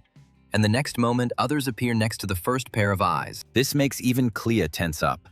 The hunter asks if they have really been discovered. No one answers him. But Shine notes that the number of unknown creatures is growing. Afraid to look at her interlocutors fully, Oriflamme asks them about their plan of action. The teenager answers her, carefully telling her that in such cases you need to run away. After all, creatures keep coming and coming, and there are too many of them. Civilian isn't just going to stand there and wait for his moment. He's going to activate his ability. At the same moment, the space around him lights up, foreshadowing the weapon appearing in his hands. This is what happens when it appears in the hands of the hunter. He grabs it tighter. However, that's not all. Civilian has a plan, and he calls for one more thing. When he throws a battery to Oriflamme, she catches it, but is still surprised. Civilian offers to risk death or victory. He calls on the hunters to find out. That's all Clea needs, and he grips the scabbard of his sword tighter. And the very next moment, with a corresponding sound, he bares the blade. By holding her sword out in front of her, Clea points it at her enemies and allows them to approach her. A few desperate ones are indeed found. The creatures begin to approach him quite quickly, but despite the grinding noise coming from the goblins and their agility, the hunter remains stoic. With one wide but swift strike, Clea draws blood from the monsters. At this moment, Civilian is waiting for his opponents, and they are also rapidly approaching him. As the goblins get closer, the boy reflects on how he hadn't thought about escaping. He continues to develop his thought, thinking that now they have only one thing left to do. Aiming the gun's barrel at the nearest enemy, Civilian loads it. He ends his thought by saying that all they can do is push on. In parallel with his fight, Civilian finds a new topic for his thoughts. It is about goblins in general. He means those that exist in stories and myths, but they appeared in reality. But after they did this, a lot of time passed, and now the goblins are considered to be of a lower level. Civilian recalls that goblins take murder as a joke. This race also loves to torture its opponents before death. But despite the fact that goblins are of a lower level, they pose a great danger, and it lies in one extremely simple truth. Goblins are dangerous not because they are incredibly strong or have impressive intelligence. In reality, everything is much more trivial. The reason this race is so dangerous to others is because they live in groups. These creatures follow only one instinct, and that is to kill. Meanwhile, Oriflamme is already receiving the required amount of energy, and the girl immediately uses it, directing her power at a nearby enemy. At that very moment, lightning strikes him, beginning to entwine the goblin from head to toe. Eventually, the creature's body simply can't take it anymore and falls over, thoroughly fried. Realizing that her plan had worked, the girl let out a sigh of relief. And then she asks, turning to the other hunters, if this is really the last one. With a thoughtful and drawn-out chuckle, Civilian begins to turn his head in an attempt to look around. Not finding a single living soul within his range of vision, the guy answers the question in the affirmative. Shine wonders how many creatures there were, because they were crawling out of literally every crack one after another. Oriflamme starts to calculate and says that there were only 6 of them. The teenager notes that not only does the place stink, But there is also no end to the goblins. He sighs heavily and says that he feels unwell, and his stomach agrees with him, emitting a disgruntled rumble. The boy, jokingly addressing him, asks if he too had a hard time. Hiding a chuckle of delight, Oriflamme asks if they can rest for a moment before continuing. Clea, as the true leader of the group, is the first to agree. The first thing the teenager does is start eating, rewarding his stomach for its hard struggle. The rest decide to spend their allotted time for rest in their own way. Civilian grins, noting that wherever you go, there are goblins. Clear rhetorically asks if they're sure they've come to the right place. But Oriflamme answers him, expressing hope that this is so. Shine suggests waiting a little longer, because he believes that the end is still far away. Civilian agrees with him, adding that it is indeed far from close. And, as always, the sensitive Clea notices something at this moment. The hunter turns to the others the very next moment, asking them to stop. Knowing firsthand that this phrase does not bode well, Shine stops even chewing. Claw takes a careful breath to keep her bearings and continues listening. Oriflamme asks him in an uncontrollable tone about what happened, but her interlocutor answers her. Clea says he just felt the presence of a monster, but luckily it passed by. The girl expresses understanding and joy about this, and Clea says that he thinks it would be better to finish here and go rest. Civilian joins the hunter and asks about how they will be on duty. When he suggests the same option as last time, Clea agrees with him. The guy turns to Shine, saying that this time he simply has to rest. And although the boy does not argue with the elder, he responds with a very reluctant agreement. And so begins their battle with the remaining goblins, which seems endless. They hold on stoically, inspired by the thought that after this, there will be a long-awaited rest stop. However, in reality, at this time, none of the hunters can know for sure whether they will succeed, or else the ultimate goal of their mission will go to waste and they will return empty-handed. And yet, despite everything, the hunters continue to fight, hoping for the best. Despite everything, they do not stop for a moment, cherishing within themselves the faith in a successful outcome. Stopping, Oriflamme speaks, and her voice sounds thoughtful. The girl says that she finds it strange that the number of goblins is gradually decreasing. Civilian echoes her words, admitting that he thought so too, but was not sure of it. And Shine, who was strangely silent at this moment, reacts to something. He thinks he hears something behind him, and the teenager turns in that direction. And indeed, a terrible roar comes from the depths, causing the hunters to shudder. Not only Shine, but everyone else can hear him now. And then Oriflamme makes a sound. The girl suggests that mutants live in that area. Clea silently agrees with her, but out loud suggests going there and checking everything out for herself. No one argues with him, and the next moment the entire group moves towards the terrible sound. At some point, Civilian speaks up, beginning to express a guess. Noticing the monster standing in front of him, he says that it seems they are in place. Clea immediately draws her blade and motions for everyone else to begin. However, he takes off first, while the others are still figuring out what strategy is best to use. But, not wanting to abandon their comrade in trouble, the hunters rush after Clea. Meanwhile, the mutant goblin grips his sword tighter and raises it with a cry to strike. Not expecting such pressure, Civilian groans and even becomes confused for a moment. However, the very next moment, his entire being is filled with determination. He encourages himself with the thought that they will definitely catch this goblin, even though he is so strong and skilled with weapons. At the moment when the two blades collide and a ringing sound is heard, Clea has to apply a lot of effort. And yet, in order to avoid damage, the hunter has to retreat. As the goblin pushes him back, Clea is saved only by his sword, and his opponent doesn't even look tired, as if the fight with the hunter is just a game for him. Then Clea takes off and rushes forward, wanting to try another maneuver on the goblin. Beginning to accumulate energy around himself right in flight, the hunter takes a swing. However, his opponent begins to act completely differently than the guy imagined. This not only surprises him, but also disarms him for a few short moments. Meanwhile, taking advantage of this momentary confusion, the goblin quickly turns the sword in his hand. Accompanying its actions with a furious roar, the creature puts all its strength into the attack. Fear of a potential and completely unfavorable outcome paralyzes the hunter's body. Meanwhile, the goblin lowers his sword all the way, and it goes into the ground. At the very last moment, Clea manages to regain his composure,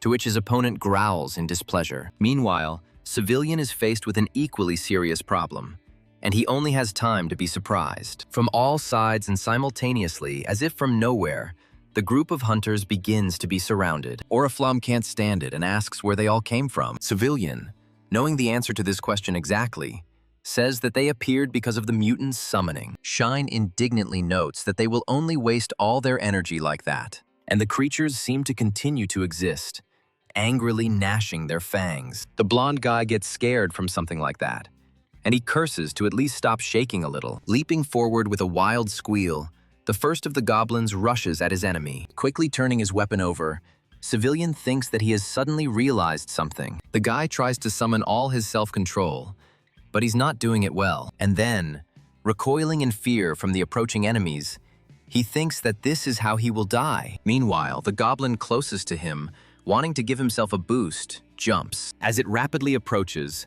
Civilian realizes that he does not have the strength to fight. But for some reason, there is no pain. Instead, the creature almost right next to my ear freezes and screams. His cry sounds surprised and short. He can't really understand what just happened to him. And then the goblin's body falls to the ground and, after twitching a couple of times, freezes forever. The Oriflamme, turning to Civilian, asks him to come to his senses and not let himself be caught off guard. The guy, feeling awkward, mentally notes that the energy will soon run out. He involuntarily turns his gaze to another part of the room, assessing the condition of the other hunter. Watching Clea fight, Civilian notes that the same fate will soon await him.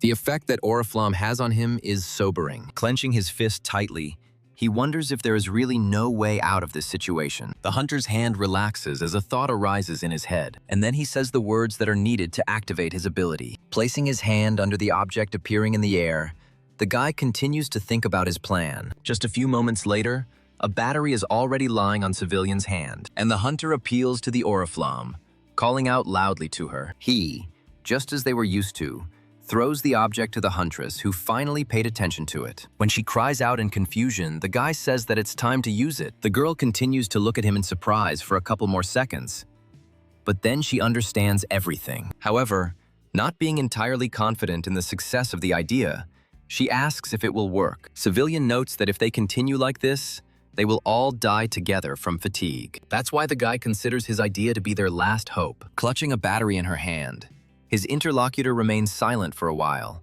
thinking about something. And then, filled with confidence, she agrees, saying that she will try. Then Civilian, jumping up from his seat, turns to Shine, asking him to cover both him and the Oriflamme. The boy doesn't need more. He just expresses understanding on this matter. At that moment, there is a crackling sound of static, and Oriflamme is already beginning to put Civilian's plan into action. Noticing something amiss, the goblin closest to her decides to take advantage of the moment. Civilian, who is carefully observing the situation, in turn notices this movement. He literally screams at the boy, urging him to pay attention to Oriflamme. At this moment, he himself approaches the girl, covering her with himself and not allowing the goblin to harm her. The younger hunter also arrives in time, asking the self-confident creature where it is going. Just one wave of his hand is enough to fill oneself with his power. The boy's hair changes color, indicating his complete concentration and unity with his ability. Then Shine hits his opponent with a powerful stream, causing him to scream. The creature's scream echoes in the ears until it is replaced by the sound of stones shattering into pieces. Meanwhile, the boy is already directing the next volley at his target. He also achieves his goal, slamming into the green body at full speed. The other goblins freeze, looking intently at their fellow. The same one, sliding down the wall into which he was pressed, already unconscious, remains silent. And then a commotion arises among his relatives.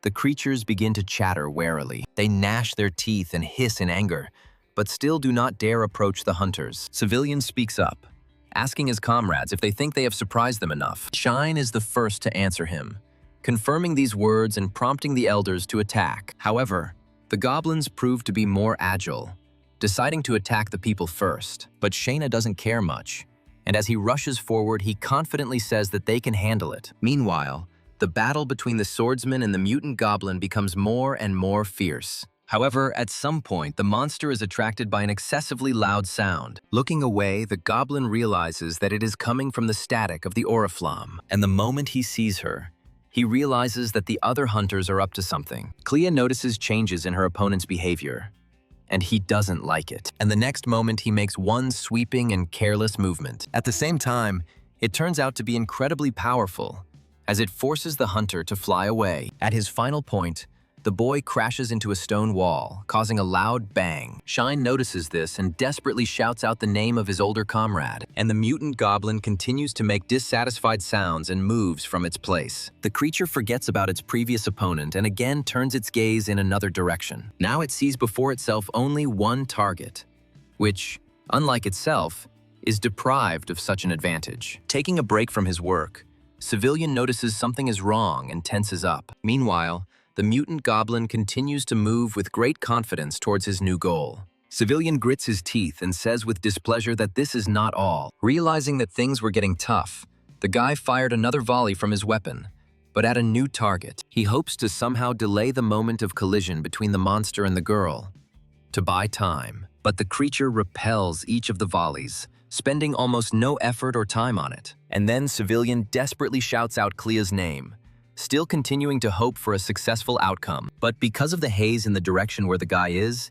it is almost impossible to see anything. However, the very next moment it becomes clear that Civilian's words had an effect. And yet, the hunter's blade never manages to meet the goblin's body, as he again skillfully parries the blow. But despite the fact that the hunter understands the difference in strength, he does not give up, stoically enduring the blow. The goblin takes approximately the same position, but growls in displeasure because his plans were disrupted. So he's going to fix everything and once again remove the annoying hunter from his path. This blow also proves impressive, but Clea breaks contact, remembering the possible consequences. This makes his opponent even more dissatisfied, and he begins to seriously lose patience. Meanwhile, Oriflamme has almost finished her preparations and asks her companions to fall to the ground. Assuming she has been heard, the huntress moves on to the next part of Civilian's plan. He, seeing this perfectly well, echoes her, ordering everyone in an even louder voice to immediately duck. Since the boy is standing closest to him, the guy rushes towards him, shouting the teenager's name. Acting preemptively, Civilian takes matters into his own hands, wanting to keep Shine safe. Meanwhile, Clea's opponent makes another wide and powerful lunge. The hunter manages to duck at the last moment, and the blade passes his face literally a few millimeters away. At this moment, Clea hears Civilian's call and decides to improvise a little. He falls to the ground directly from this position, which, due to the height, turns out to be quite advantageous. And Civilian himself, squinting tightly, prays out loud that everything will work out. The place where the Oriflamme stands changes its color and begins to glow brighter. The girl continues to accumulate the charge so that it becomes powerful enough. With only a little time left before her preparations are complete, the huntress takes a deep breath. By concentrating on her breathing and the power of her ability, Oriflamme finally allows the energy to release. The brightest light illuminates the faces of the nearest goblins, forcing them to squint. And then, in just a couple of moments, a static dome forms, cracking with a corresponding sound. The youngest one stands up first and speaks up, asking if it's all over. Wandering his gaze around the room in search of the figure that interests him, the boy suddenly freezes and gasps. And the thing is, Shine, unable to see everything in detail from such a distance, begins to worry about his friend. However, there is no need, because the mutant goblin was still struck. He just hadn't had time to fall yet. While Civilian is coming to her senses, Oriflamme thinks that although she doesn't know why, she was able to feel something. Feeling around the wall with her hands, the girl wonders if this is the wrong place. Civilian says there must be a clue here somewhere, and his guess is not unfounded. After all, this mutant goblin standing in such a place was most definitely protecting something. Shine doesn't share their enthusiasm, suggesting that the guys go somewhere else. Lost in his own thoughts and oblivious to his surroundings, the boy stumbles. Taken aback, Shine didn't even have time to put his hands in front of him. He just screamed, saying that it hurts. The boy begins to rise, and Civilian addresses him. The older hunter hurries to the younger one, asking him how he is and asking him to watch his step. However, he doesn't manage to finish his thought, because the guy notices something. Right in front of him, there appears a gap that was clearly not there before. And indeed, the very next moment, it begins to expand even more. The guys are amazed by this phenomenon and admire its effectiveness.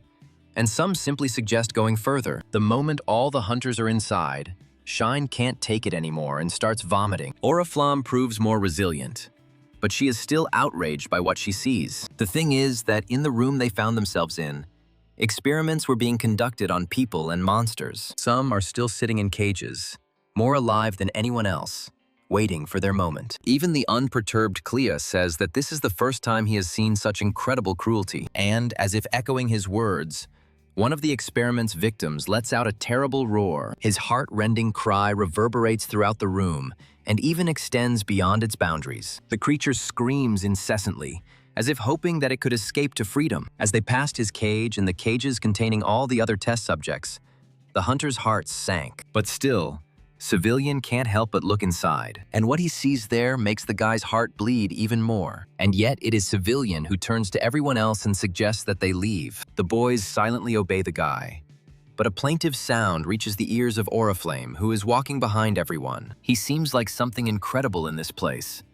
And this is what makes the girl stop. The sight that appears before the huntress turns out to be even more touching than she imagined. Because of this, tears well up in the girl's eyes, and determination begins to mature in her head. Oriflamme is about to go to the baby to calm him down, but she is stopped. Clea says that the fox must be killed, because when it grows up, it will pose a threat to people. These words cause an irresistible heat in the girl's chest, but she cannot say anything intelligible in response to these words. The guy's tone is incredibly calm when he states that Oriflame herself understands everything perfectly well. Hiding her eyes so that her true emotions would not be visible, the girl agrees with him. The trio tries to shut off all their feelings while the most cold-blooded of their group dispenses justice. The flame of the firefox's tail fades as usual, and he becomes completely ordinary. And just as habitually, a crystal appears in the place where his defenseless body had just lain. Taking it in her hands, Oriflamme hesitates for a moment, and then speaks. The girl asks her comrades for permission to keep the crystal. She is even willing to pay for it. Understanding her feelings perfectly, the guys simply nod in agreement without adding a single word. Instead, the next moment, Civilian suggests that his company move on, and they continue their journey along this endless corridor of experimental prisons. Civilian says that the unspoken rule has been broken. He means that people and monsters must protect. The guy states the fact that this place is a real experimental laboratory, and when they go a little further, an even stranger view opens up before them. And it's not about the monsters on the other side of the glass, furiously trying to break out, although in this place they look even more disfigured than in the previous sections. It's all about who's standing in the center of the room, watching the mutants with a strange expression on his face. Civilian asks Clea how the monster got there since they killed it, and he confirms it. Meanwhile, the strange creature makes a sound and starts pressing some buttons. When the screens flash in front of him, the mutant begins to carefully study the information on them. Civilian says that although he doesn't know what all this means, he is absolutely sure of one thing. Clea is the first to read his intention, because he is thinking about the same thing. Oriflamme joins the boys, activating her own ability. The younger one, too, although the wound from the previous skirmish is still fresh in his memory, does not lag behind his older comrades. And the next moment, when Civilian is sure that everyone is ready, he gives the order. The creature, hearing a loud and unfamiliar voice, turns sharply towards it. It again begins to speak in a strange dialect, which none of those present can understand. However, it does not hesitate, bending to the ground and beginning its terrible transformation. Civilian, observing this metamorphosis, mentally calls the one who appears before him a monster. But he changes his mind and, correcting himself, calls this monster the devil himself. Meanwhile, the creature, without wasting any time, lets out a piercing scream. It continues to sound for some time, but Civilian endures it stoically. The creature, having finished screaming, quickly takes off and rushes towards its first target. At that moment, Clea was already rushing towards him with her naked sword at the ready. The younger one is not going to lag behind either.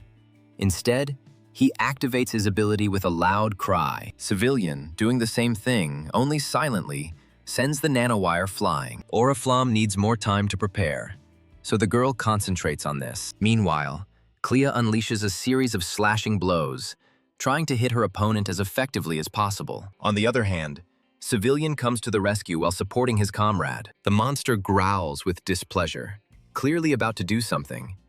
But one of the hunters speaks up. Civilian, noticing that Oriflamme is already ready, tells his opponent that it is too late for a maneuver. And at that very moment, rushing past him, the electric charge hits the target exactly. However, Civilian turns out to be wrong, and he realizes this the very next moment. The girl, who has already encountered such protection, involuntarily recalls the metal slime, and their opponent stretches his ugly mouth into a grin and says something. And then he takes off and rushes forward with impressive speed. Clay rushes after him, even though he understands that their forces are unequal. And yet, the hunter stubbornly continues to strike the monster blow after blow. Civilian, realizing that the situation is critical, mentally wonders what they should do. He desperately urges himself to think about what he can do to catch this monster. Continuing his active brainstorming, the guy activates his ability. At first, the process starts as it should, but the next moment it becomes clear that this is not the case. Civilian thinks with distaste that nothing is working out for him, but despite the failed attempt, the guy tries to pull it off again. The efforts do not pay off. Everything happens exactly the same as last time. The next attempt is exactly the same. Civilian fails again. Meanwhile, Clea continues to fight the monster, already starting to get tired. Shine screams loudly at the hunters, asking them to do something. Under this pressure, Civilian once again tries to activate his ability. This time the process is different from all the previous ones, and Civilian, not believing it, wonders if he really succeeded. Looking at what is in the guy's hands, Oriflamme asks what it is, and whether he really wants to feed this object to the monster. Civilian says it's a bomb and explains that it's not automatic because it didn't have enough power. Despite the device's appearance, it is capable of controlling the area of the explosion at the will of its owner. When Oriflamme tells him that the guy is going to launch the bomb, he says that she will see it now. And then he activates his ability again, but this time, putting on the equipment. The guy takes off on his miracle boats, clearly showing his comrades what he means. But there is no time for praise and compliments, so he immediately flies straight at the enemy. Civilian notes that he looks as if he doesn't see him yet. However, the very next moment the guy is called out from behind, his name being shouted out in concern. And then, the monster definitely notices him and lets out a deep roar. Civilian thinks that there is no way back, and besides, this is a direct action bomb. And behind him a loud voice is heard again, asking the guy to be careful. Shine comes to Civilian's rescue with his nimble wind stream. By commanding them, the boy makes a gust of air pick up his comrade and direct him exactly where needed. On top of that, Civilian has his flying shoes, which makes his job easier. At the moment when the monster opens its mouth, the guy wishes him bon appetit. Involuntarily, under the influence of inertia, the monster immediately swallows the bomb. To avoid being hit, Civilian rises higher, flying further away. As soon as he thinks the distance is sufficient, the guy points his finger at the monster in anticipation. And the very next moment, an explosion occurs, accompanied by Civilian wishing his opponent a safe journey. While the guys are saving their eyes, the guy thinks that this is a sign. He himself looks carefully at the place where, according to his calculations, the monster should stand. Although for now nothing can be seen because of the smoke. When everything clears up, it becomes clear that Civilian's idea was a success. With a sigh of relief, Oriflamme says that now is definitely the end. But Civilian has his doubts. The hunter who approaches them says that he also assumes this, agreeing with the girl that this is so. Oriflamme asks if everything will be okay now. Civilian replies that he would like that. However, that is not all that the hunter Civilian would like to do in this place. He wants to make a closure. To do this, the first thing the guy does, of course, is activate his ability. He does this several times until bombs and nanowires appear all around the perimeter. After this, smiling contentedly, the hunter suggests that his companions run away. As soon as they are at a sufficient distance from this place, Civilian carries out his plan. The explosion that occurs inside is truly impressive, shaking the walls around it and scorching the space with its own heat. This causes Shine to let out a long cry and say that this is too much. In some ways, he turns out to be right, because the heat from this explosion and its consequences at some point overtake the hunters. But everything turns out well. They manage to escape, and Civilian breathes a sigh of relief. So, standing in front of the rubble, our hero wonders whether this is the end, or just the beginning. He thinks that he doesn't know this, just like no one else.